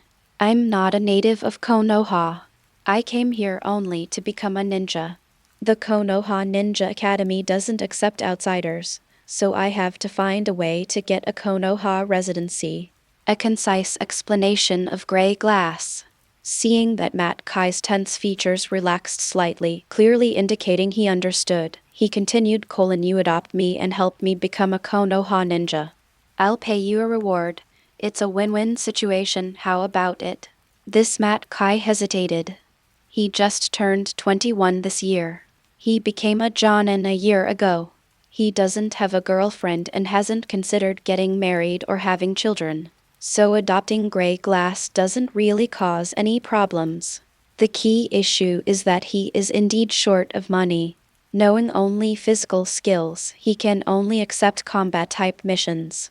Opening the 8 gates once leaves him covered in injuries. Sometimes, a single mission isn't even enough to cover his hospital bills in Konoha. Not to mention the daily necessities such as food, clothing and other necessities. Nutritional supplements, meat, medicine, and clothing wear and tear all consume a great deal of resources. In other words, after becoming a Jonin, the rewards for the missions he could receive became increasingly generous. Otherwise, he would probably still have to borrow money from his best friend Kakashi to make ends meet. The terms of the deal proposed by Huey were indeed not difficult for him, and the reward was visibly generous. But isn't this a bit too sudden? We just met, exchanged names, and had a meal together, and now we're supposed to become family. It seems a bit too bang. Bang! 2 bricks slammed onto the floor in front of Metkai, the heavy sound like 2 sledgehammers striking his heart, shattering his composure. If you agree, from today onwards, I will provide you with all your food, clothing, daily necessities, training equipment, medicine, and ninja tools. I don't feel bad for selling my father's land. Not to mention the money was stolen. Huey smoothed a strand of silver-gray hair from her temple, her tone unusually arrogant. I have some rare medicinal oils and secret formulas for practicing physical skills. They should be better than those on the market. I'll provide them to you for free. As a family renowned for its martial arts, the Bamboo clan actually knew quite a few of the relevant recipes. Oh, the more Gray spoke, the more Metkai's expression softened. Especially when it came to the secret medicine, the features of the cultivation maniac Metkai visibly relaxed. Finally, I can give you a fixed allowance every month. Enough. Metkai waved his hand to interrupt Gray, who was still escalating the situation, his eyes resolute and full of enthusiasm. The blue beast of Konoha is at your service. Metkai was tidying up Gray Glass's guest room, organizing the bedding and other items on the bed. Huey sat on the bench, watching Akai busily cleaning, her cherry pink lips curving into a beautiful arc. The fish is hooked. In the afternoon, as she scanned the streets of Konoha with her Byakugan, she spotted Metkai sweating profusely in the training ground. This caught the eye of Haley, who was looking for a powerful backer and to obtain Konoha residency.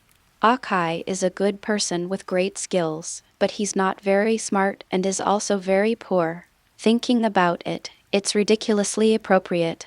Most importantly, that's the 8 gates formation exclamation. His steel-like body is not afraid of being damaged, combined with the powerful chakra brought by the 8 gates, and the ability to control his body by gathering the power of all the muscle fibers in one place. Huilai dared not imagine how terrifying her future physical skills would be. So she waited for Akai all afternoon on the road she always took after leaving the training ground. Huang Tian deserves a caring person. Kind-hearted guy couldn't bear to see the pitiful blind girl sleeping in the open on the streets of Konoha. Before she could even utter her fabricated tragic backstory, he had already imagined her miserable fate and took her home. This would save Huey life from having to waste her breath. After all, Kakashi had been watching her from the tree for almost an afternoon and knew some of her secrets. Acting under such circumstances required a certain degree of conviction. He should have already reported to hers and Naruto by now. Huilai thought of Kakashi, who was yawning as he watched them make out paradise from the tree. Naruto and Kakashi knew Guy's strength best. If she were with Guy, any schemes she might have would be suppressed by his powerful strength. This way they can rest assured and won't send anyone else to monitor them. Tomorrow, I will complete the adoption process with Akai to legally establish our kinship. After that, she could freely display her talent and gain fame. As long as it doesn't harm Konoha, no one will dare to lay a hand on her openly. A powerful backer, a Konoha identity, a taijutsu instructor, a future sparring partner, the 8 gates secret technique, plus a housekeeper who cleans and a chef who cooks. Give Akai a salary. She solved all the problems she encountered upon arriving in Konoha in one go. She didn't have to worry about the trivialities of life, allowing her to focus entirely on her path to becoming a stronger ninja. Aside from needing to legally recognize a godfather, it's practically perfect. Dong dong dong. Hearing the strange noise, Akai, who was wiping the headboard, quickly turned around. But they found that Huilai had already gone into the house. The room isn't ready yet. No one has lived here for a long time. I've been using this place as a storage room. If Huilai wants to rest, you can stay in my room for the night, and I'll move back here after I've tidied this place up, Metkai said carefully. His expression resembled that of a corporate slave accompanying his boss on a business trip. Huilai shook her head. You're too slow to pack by yourself. I'll help you. As he spoke, he bent down, picked up a clean rag, and followed Akai to tidy up. This won't work. Nothing is impossible, Kai. Huilai turned the tarpaulin in her hand over and continued wiping the floor. Although our relationship started with money, after tomorrow, we'll be family. Akai's expression changed. Since his father Metkai passed away, he has been all alone, and the word family has become unfamiliar and distant to him while the pile of clutter was accidentally knocked over by Grey Glass's elbow. The spotless glass picture frame tumbled and fell, its target aimed directly at Grey Glass's forehead. At this moment, Huilai was still wiping with her head down, seemingly unaware of what was happening. Careful. Kai was shocked and quickly reached out to grab it. Swish exclamation. A small, fair hand reached out and caught the photo frame precisely. Don't worry, Kai, I have my own way of perceiving things. Handing the photo frame with 2 green figures printed on it back to Akai, Huilai unhesitatingly revealed her sensory abilities. This is a very important secret. No secret is more important than family. He blankly accepted the photo frame. After glancing at Huilai, who had left a message, she squatted down again to clean the room. Akai's rough fingers caressed the familiar yet unfamiliar man. The girl's gentle voice echoed in his heart, mirroring his father's deep words from the past. Family looking at Huey, who was squatting on the floor, busily tidying up.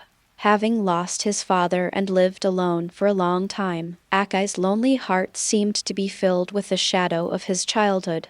He glanced at Kai from behind, who seemed lost in thought and dazed. Huey's lips curved slightly. That's why she insisted on coming to Konoha.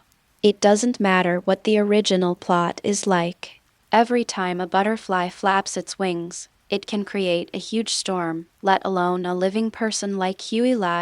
The key point is that she is familiar with every key figure in Konoha. As the saying goes, it's easier to change mountains and rivers than to change one's nature. Everyone's weaknesses are hard to alter. By understanding these weaknesses, she can easily strike at the softest part of everyone's heart. Starting from this point, nothing will be unsuccessful. It's so much easier to survive in Konoha than in other mysterious and unknown ninja villages. End of this chapter. Chapter 37, Chasing the Sun. Chapter 37, Chasing the Sun. The next morning, Huey and Metkai arrived at the Hokage building. First floor. The spacious and bright hall was bustling with people coming and going. The entire leaf. All matters, such as posting tasks, opening shops, and renting accommodations, must be handled here. Greetings, Ninja Master. I am Sawada Fuka, your clerk. Please come this way to complete the adoption procedures. A tall, fair-skinned blonde beauty smiled and guided Metkai and Grey, who had explained their purpose, to the counter. Beneath her black overalls, her shapely thighs moved slightly. As she passed by the two, she brought with her an alluring fragrance like that of roses. Metkai and Grey followed behind the beauty, attracting envious glances from the surrounding men. Of course, the main focus was on Fuka Sawada and Metkai. One is admiration, the other is jealousy. While some people are the opposite. She avoided the burning gazes of the muscular men with disgust. Huey May disappeared into the shadows, carrying a small white cane and following behind Metkai, waiting to complete the adoption procedures before going to the Ninja Academy to enroll. She's in a good mood today. A stable period of development is about to begin. With training and age, her abilities will naturally improve dramatically. 10 years later, Kaguya Otsutsuki broke the seal and was resurrected in Madara Uchiha's body. In order to prepare for the possible cataclysmic crisis that is about to come, she must at least obtain the power of the 6 paths before that happens. In a way, the ranking system in the ninja world is quite similar to the hierarchical system in fantasy novels. There are 10 ranks from lowest to highest: Ninja Academy Student, Genin, Chunin, Special Jonin, Jonin, Elite Jonin, Cage, Super Cage, 6 Paths, and Konoha Genin. The first 3 levels are essentially of the same level. Just like elementary school, middle school, and high school, they are actually just different age groups of the same person. You can just follow the steps. Of course, there are also those who drop out of junior high school. The most representative figure is Metkai. Generally, a special jonin is a ninja with some talent, roughly equivalent to the top few in a regular class. They have some strength, but not much, and are in the upper middle tier of the ninja world. Starting as a jonin, one officially becomes part of the management team and enters the upper echelons of the ninja world.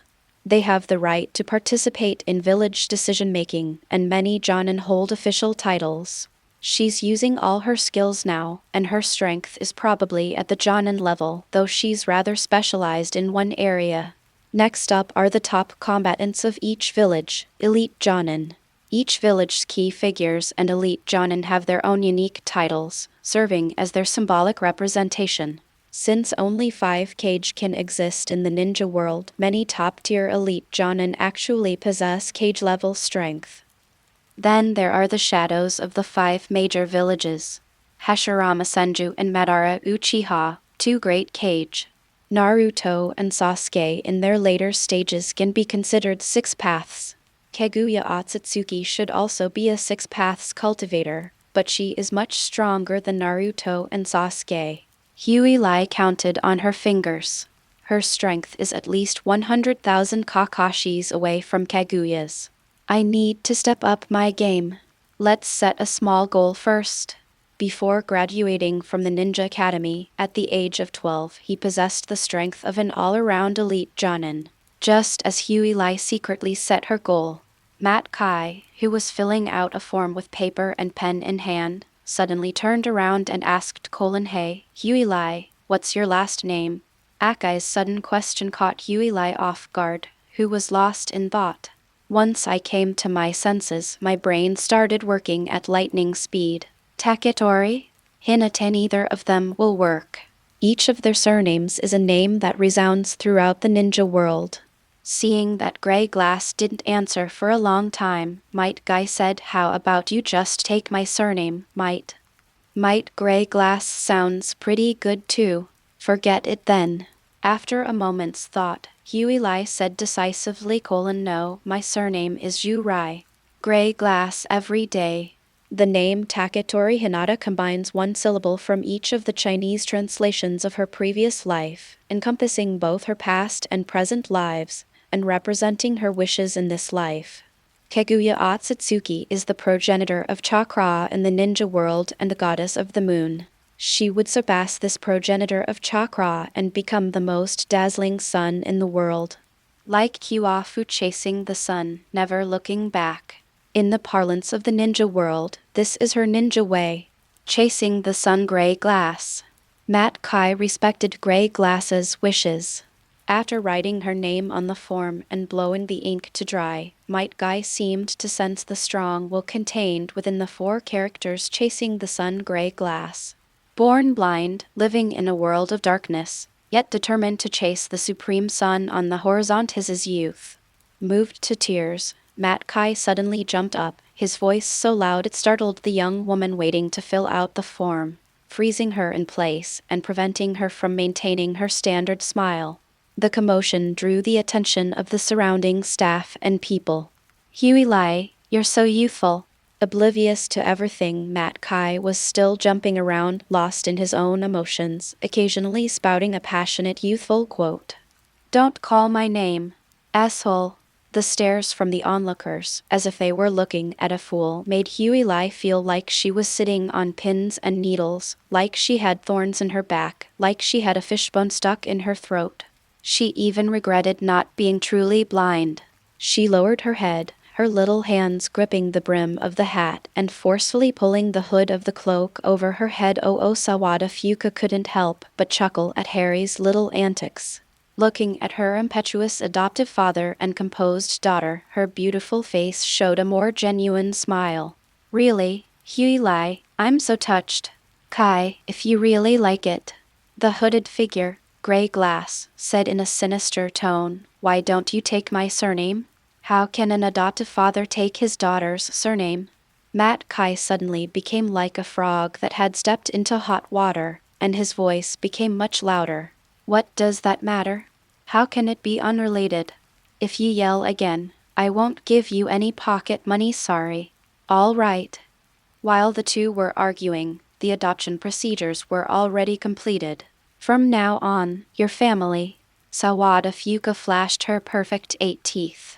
Metkai took the report she handed him. Looking at the various information about Lai and the confirmed relationship, I felt a complex and inexplicable mix of emotions. Yesterday, I didn't even have a girlfriend, and now I have a daughter this big without even realizing it. It was as if life had entered a fast lane, and before he could even take in the scenery along the way, he had already reached the destination. Father, I've become a father too. Keep this safe, let's go complete the enrollment procedures for the Ninja Academy. With a clear purpose and without wasting a moment, Lai, leaning on her white cane, walked thumping towards the outside of the building. Lai was already impatient to enter the Ninja Academy. Currently, aside from her overwhelming combat prowess, she is essentially still a half-baked ninja who only knows the 3-body technique. It's a complete waste of such exceptional talent. Given her limited understanding of ninjutsu, she probably wouldn't be able to learn even if you put some advanced ninjutsu in front of her. There was nothing they could do about the pursuit from the hidden mist village. They could only try their best to maximize their combat abilities to survive. And now, there is no longer any need to worry about safety. She needs to think about the future. Chakra form transformation, nature transformation, hand seals, sealing techniques, genjutsu, medical ninjutsu. These are profound and complex concepts. For an ordinary ninja, mastering one skill is enough to survive. But for Huey, who aspires to the 6 paths of reincarnation with each new skill learned, the chances of entering the 6 realms increase. Lay a solid foundation. Only then can tall buildings be built. She has so many shortcomings that need to be addressed. Even if she were to equalize her knowledge and combat skills, there would still be a long way to go. The road is long and far away, and I will search up and down. Huey had made full mental preparations for her exceptionally difficult journey to reach the sun. End of this chapter. Chapter 38 Kazama Koshi. Chapter 38 Kazama Koshi. I walked out of the administration building. Gray glass, we're going to register for the Ninja Academy soon.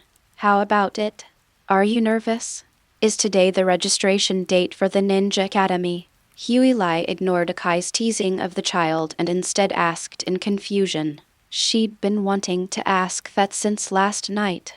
Is it really such a coincidence that I just arrived in Konoha yesterday and today is the registration day for the Ninja Academy? Metkai explained with a smile. Of course not. The Ninja Academy is divided into 3 semesters each year.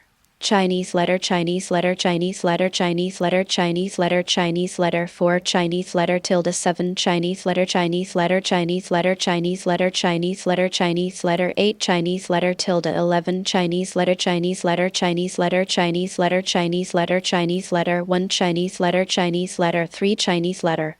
It's August now. Children your age in Konoha have already completed a semester of classes. If you don't want to wait, you'll have to transfer. It turned out to be the case. Huey nodded. So what were the entrance exam questions? Topic. Upon hearing those 2 words, Metkai suddenly recalled his father's encouragement when he entered school, and reminisced. There is only one exam for admission, chakra extraction technique. Once you learn the chakra extraction technique, complete the initial refinement of chakra, and activate the chakra seed, you can enroll. There is no time limit. When he said the last sentence, Metkai's expression was somewhat proud. Back then, he failed the exam because he couldn't extract chakra within the allotted time. Even after he finally managed to extract chakra, no one was willing to let him enroll. Chakra extraction technique is the simplest ninjutsu. If you can't even learn this ninjutsu quickly, you're a waste even if you enter the Ninja Academy. These are the exact words of the admissions officer at the time. Unwilling to give up, he ran on the training field, which finally moved the 3rd Hokage, who gave him a chance. He became a Jonin through pure taijutsu. As a result, the admission process for the Ninja Academy changed. The time allotted for this activity has been removed. As long as chakra is extracted, one can enter the Ninja Academy to study. I heard that last year there was another child who couldn't learn the chakra extraction technique. After returning home, he worked tirelessly to extract chakra and was finally able to gain admission. Don't worry, Huey. You will definitely pass the exam. Hearing Metkai's encouragement, Gray Glass nodded indifferently. She might not pass the Chunin exams. After all, the strength of Konoha's genin is very high. But the entrance exam for the Ninja Academy kind of funny. The Ninja Academy and the administrative office are only 1 street apart. As they spoke, the 2 had already passed through the rather simple main gate of the Ninja Academy. Entering the school, what comes into view is a 5-story teaching building with an orange exterior and a circular symbol with the character for fire printed on the top. The entrance faces a huge oval training field. Under the sunlight, dozens of short radishes lined up on the field. One by one, they threw kunai at the battered circular target in the distance. The pale gray pupils of Huey Lai's eyes, hidden beneath his eye patch, suddenly contracted, and the veins at the corners of his eyes bulged as if they were about to burst, revealing the entire structure of the Ninja Academy training course. Uchiha Sasuke, 7th ring, excellent. Next, Uzumaki Naruto. At this time, the Uchiha clan massacre had not yet occurred.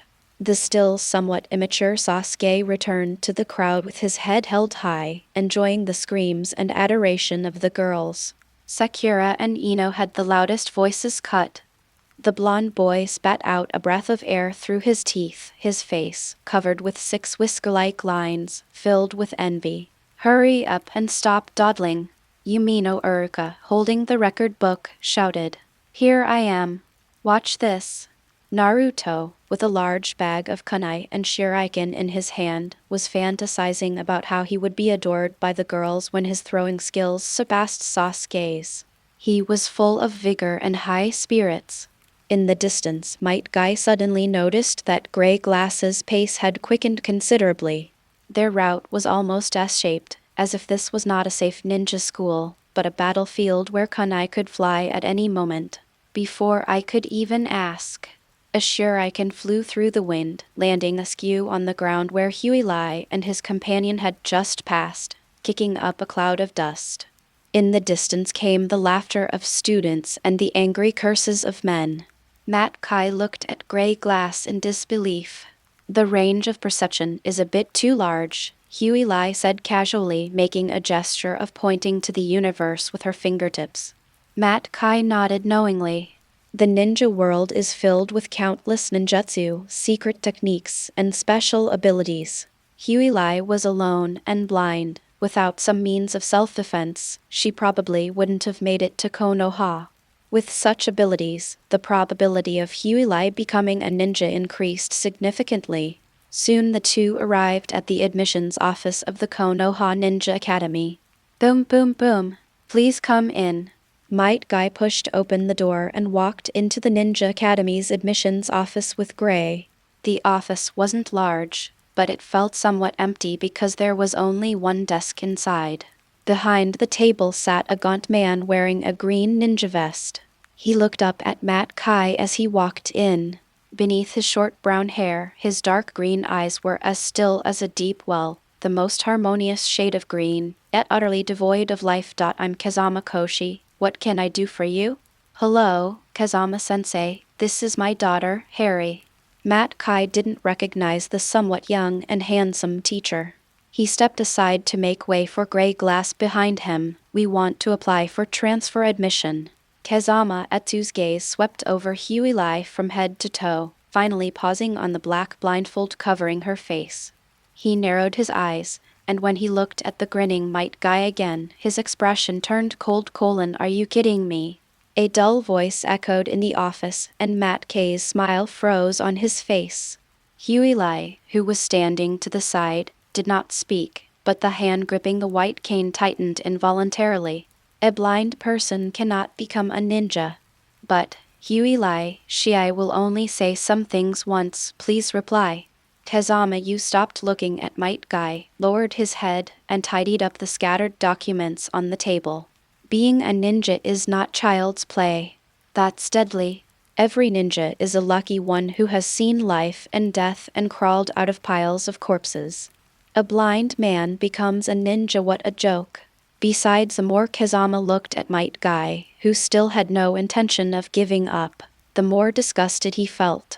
It's one thing for a little girl to be immature and recklessly pursue her dreams, but it's truly disgusting that an irresponsible father lets his child run wild.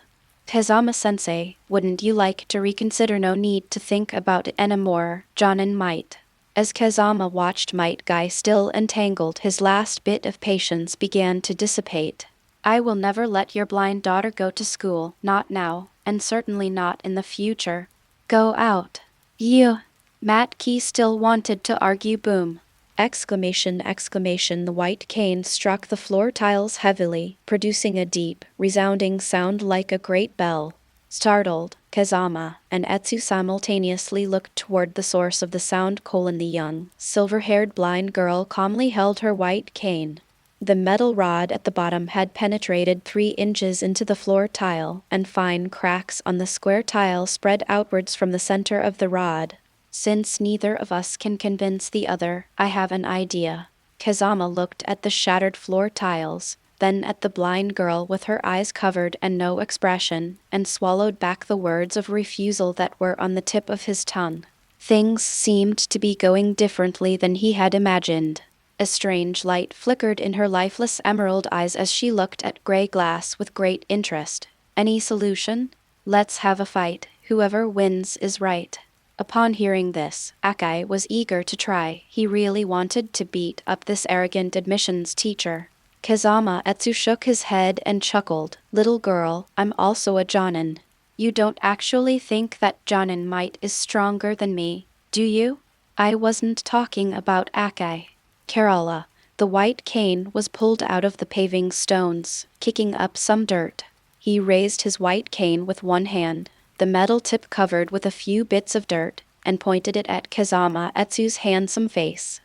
As Kazama Etsu's smile gradually faded, Huilai's lips curled slightly. Let's go downstairs and have a one-on-one fight. Just you and me. End of this chapter. Chapter 39 Whose ninja is good at hand seals. Chapter 39 Whose ninja is good at hand seals. Ninja school. Outside the teaching building, at the shooting range. A handsome young man with black hair and black eyes casually flicked his hand. The shuriken flashed with a cold light, disappeared in a flash, and then struck the bullseye with a sharp thud. Turn around. The ping-pong paddle on Uchiha Sasuke's back gleamed in the sunlight.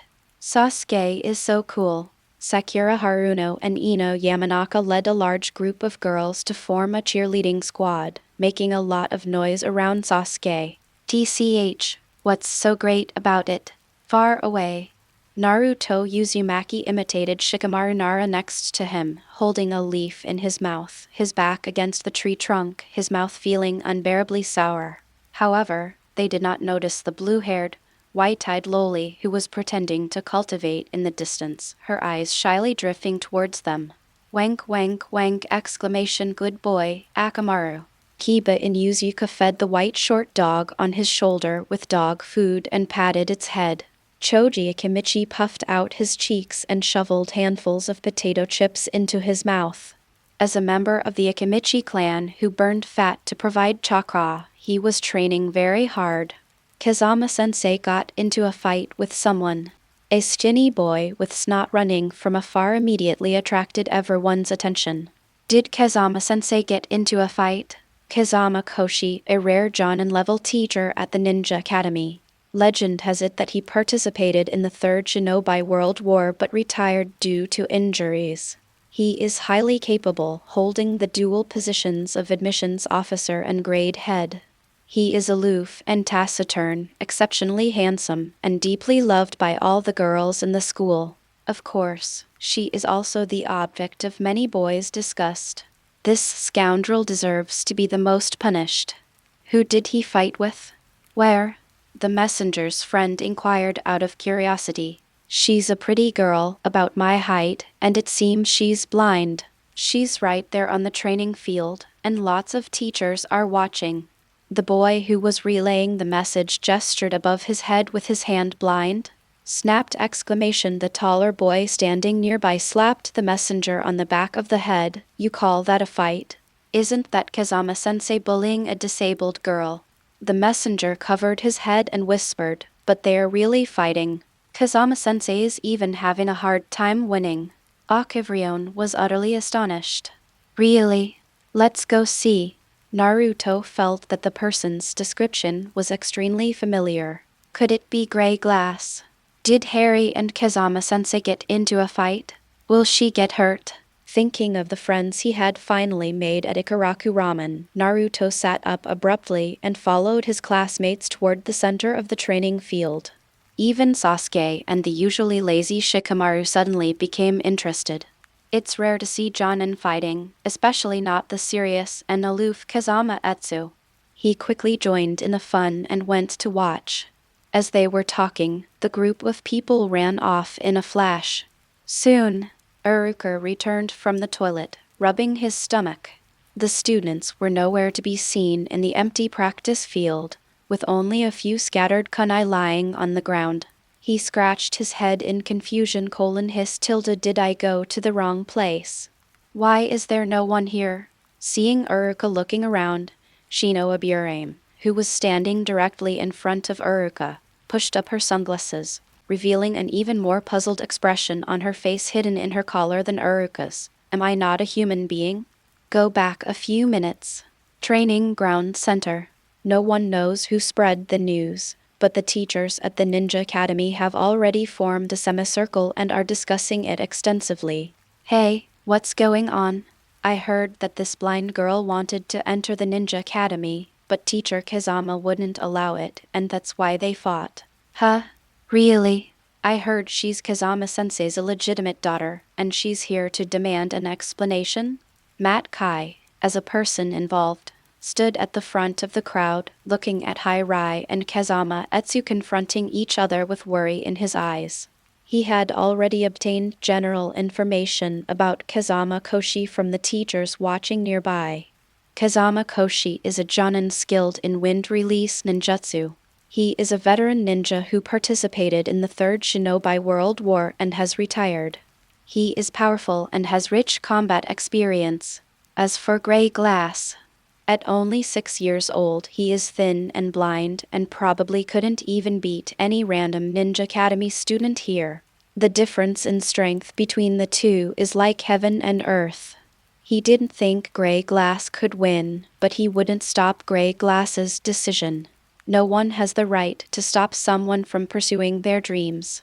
As family, all he can offer is support, encouragement, and comfort after failure. If Huey Lai persists for a while longer and lets the teachers see her tenacious will, she will definitely be able to gain admission like me! Hey. Hi, what brings you here? A teacher who had once taught Metkai recognized his distinctive hairstyle and asked in surprise. Mr. Mitsuda, I'm taking my daughter to school. Kai has a daughter already. Wow, time flies. Which class is she in? What's her name? Her name is Huey Lai. She's the one who fought with Kazama-sensei. Metkai pointed to the childlike figure in the middle of the training field. Seeing the strange, hesitant expression on the teacher's face, he awkwardly rubbed the watermelon rind on his head, unsure how to explain this absurd situation. Ignoring the surrounding commotion, Kazama Etsuko looked with amusement at the blind girl in front of him, whose height barely reached his chest. As long as you can reach me, I will give you the qualification to take the entrance exam. Despite hearing Kazama's disdainful words, Harry remained unmoved. Under the blindfold, the veins around his eyes were already bulging. Excellent chakra level, jonin rank, average muscle and bone strength. He had no special ninja tools on him, but there were 13 shuriken and kunai in total. There were old marks on his shin bones where he had been broken, and there were cuts in the veins of his hands. These marks were wind release. In summary, the wind release ninjutsu is unknown and requires close attention, but poses virtually no threat in other aspects. Are you ready? Faced with Huey Lai's question, which seemed to contradict the heavenly gang, Kazama Etsu remained silent, the smile fading from his eyes as he returned to his usual calm and collected state. Ninja Code No. 7. No matter what kind of opponent you face, cast aside emotions and distractions and focus on the battle. Kazama Echigo lowered his body and suddenly charged towards Harry. It moves extremely fast, yet its feet make no sound when they touch the ground, like a gentle breeze. Let me tell you why blind people can't become ninjas. With his eyes fixed on the unresponsive blind girl, Kazama Etsu's chakra-infused hand quietly reached for High-Rise neck. His palm drew closer and closer to Huey Lai's tender neck. I could almost feel some warmth on my fingertips. Boom! White cane struck the training ground, and with a dull thud, an endless stream of water suddenly gushed forth from the ground. It all poured out at once. Like a wave, he pushed Kazama Koshi, who was already close by. Such a fast water escape technique! Can she see? When did you form the hand seal? Kazama. disregarding his surprise and doubt, used his 5 fingers like hooks to tear apart the gushing water. Wow! The flesh collides with the flowing water. Water splashed everywhere. Huey's eyes narrowed. The splashing water droplets instantly transformed into countless water needles under Byakugan's control, floating densely in the air. Her fair, delicate hand clenched into a claw, her slender index finger pointing towards Kazama's brow. Exclamation! There seemed to be some kind of invisible ripple spreading between the water needles. The tremor lasted for half a second. Following the direction of the finger, a burst of needles shot out. A deluge of water needles covered the sky above, and Kazama's dark green eyes widened suddenly. This time he finally saw it clearly. This blind girl. She didn't even form any hand seals. End of this chapter. Chapter 41 Kick. Chapter 40 A kick whoosh whoosh. Exclamation! A volley of water needles was fired. Kazama Koshi's figure was instantly riddled with bullets. Boom! Mud and water splashed everywhere, and the bursting water droplets broke down into even finer mist. The afterimage gradually faded away. Through the mist, gray glass gazed ahead not far away. Riding on a gentle breeze, Kazama's tall and slender figure appeared out of nowhere, and there was no longer a trace of contempt in his eyes. The water mist in the air seemed to be blown by an invisible wind. The mist twisted like a dragon, swirling around gray glass, who hadn't moved an inch, and roared silently at Kazama in the distance. That girl is a water release user without a seal.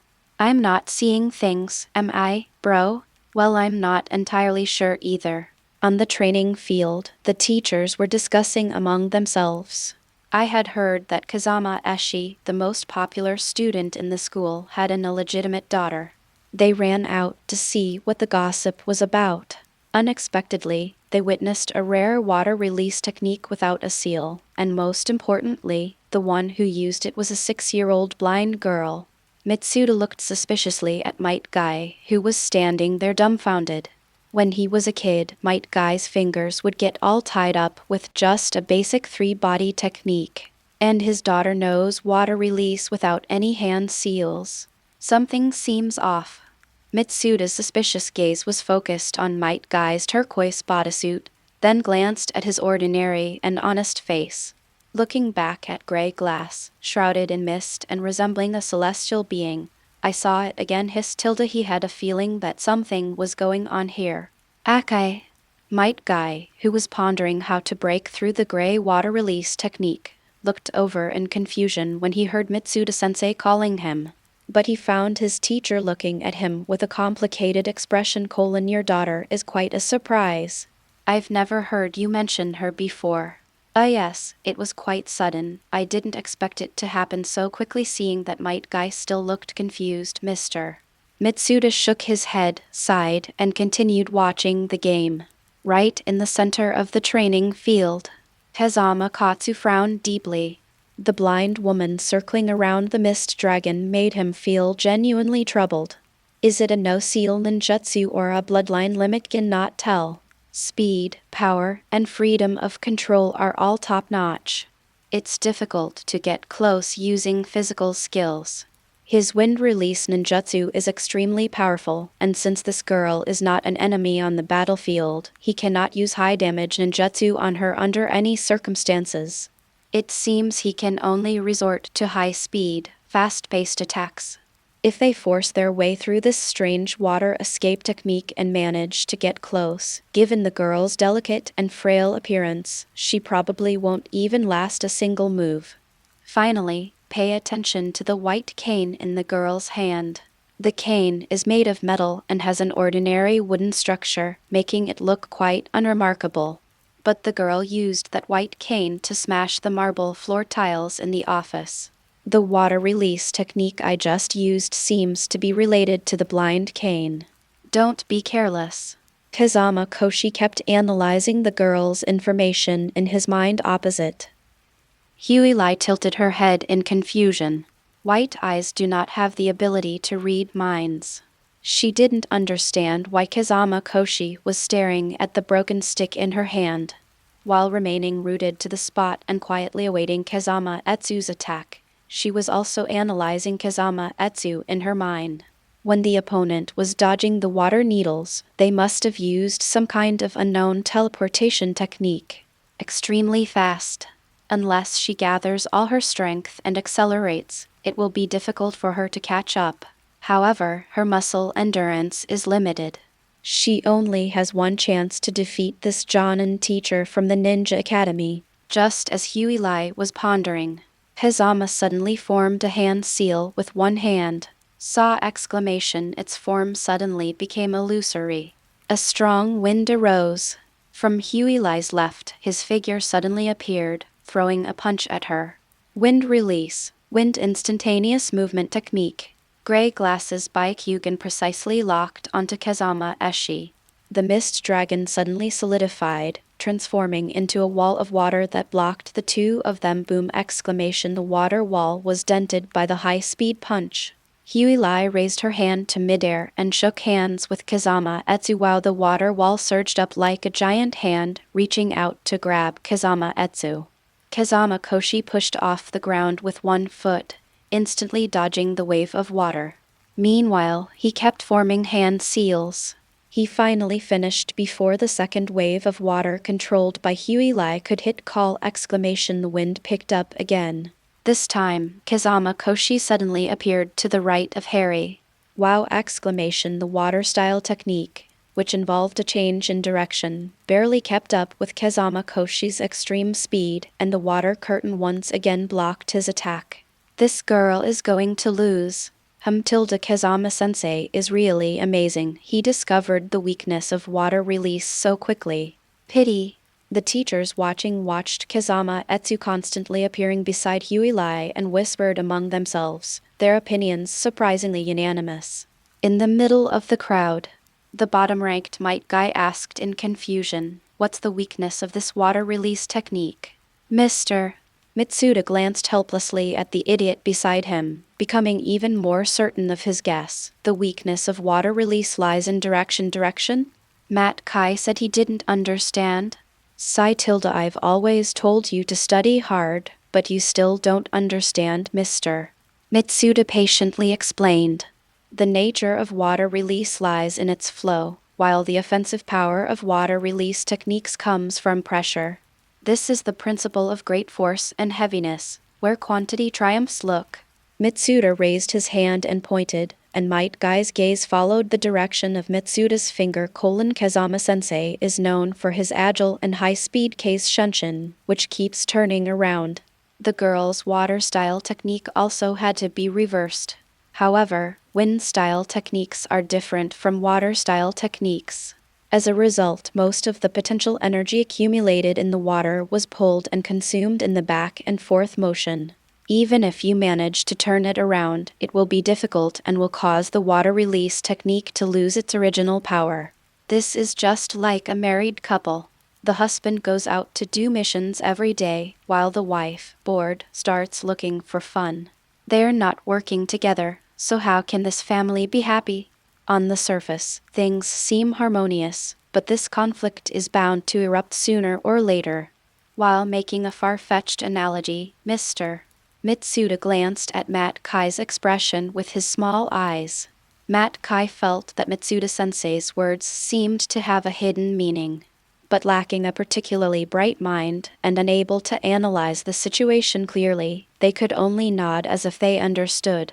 Mitsuda sighed and continued watching the match call exclamation while everyone was talking. Kazama Koshi changed direction again, launching a surprise attack on Gray from the right rear while the water flow deformed once more, attempting to block Kazama Koshi from attacking from behind. But this time, the invincible water release technique finally revealed a flaw. The power within the surging waves had long been exhausted in the pulling and tugging. Although a water curtain still formed behind gray glass, Kazama Etsu keenly sensed its fragility and weakness. It's now. The long-awaited opportunity has finally arrived. An invisible stream of chakra flowed. With his muscles strengthened, Kazama Koshi threw a full-force punch at the water curtain. Puff exclamation, the fist shattered the empty water curtain. Hyui's completely exposed body was finally revealed. Kazama Etsu's dark green eyes reflected Hyui's petite figure as he unleashed a perfect uppercut towards her. 1. As Kazama Etsu's fist drew ever closer to Harry, yet she remained completely unresponsive. The same thought flashed through the minds of the teachers watching. It was impossible to avoid this distance. Just as everyone was mentally condemning Hyui to death, what happened next took everyone by surprise. Facing Kazama Koshi's almost certain uppercut, Gray Glass Head did not return. The invisible power of the eye had already completely locked onto Kazama Koshi, and the changes in his chakra and muscles were as clear as the lines on the palm of one's hand. Gray Glass moved. He stepped back half a step with his left foot to dodge the sudden attack, while simultaneously tensing the muscles in his right leg into a fully arched bow. Twist your waist and thrust your hips. The shinbone ripped through the air like a steel whip, and the trouser leg made a piercing tearing sound as it rubbed against the air. The tan boots suddenly became a blur, and a thunderous side kick struck Kazama Etsu's chest, visible to the naked eye. As the sole of the boot sank into his chest, Kazama Koshi's dark green eyes were bloodshot, and his eyeballs bulged out of their sockets. Boom! The water vapor exploded. A tall figure shot out in a V shape. After flying more than 10 meters, it crashed heavily onto the training field. The impact had not yet dissipated, and it rolled and scraped a long path on the ground. The teachers watching stared wide-eyed in disbelief, staring blankly at the blind woman in the center of the field, who was calmly retracting her right leg. The soles of the boots, scorched by friction with the air, were already blackened. Stepping onto the wet ground, Chinese letter exclamation, the remaining water suddenly boiled, and scalding steam rose from under his boots. End of this chapter. Alright legends, that's it for today. If you're ready for the next chapter, smash that like button and flood the comments right now. Remember, we've got 3 days to prove this story needs to continue. Subscribe so you don't miss the drop, and I'll meet you in the next audiobook.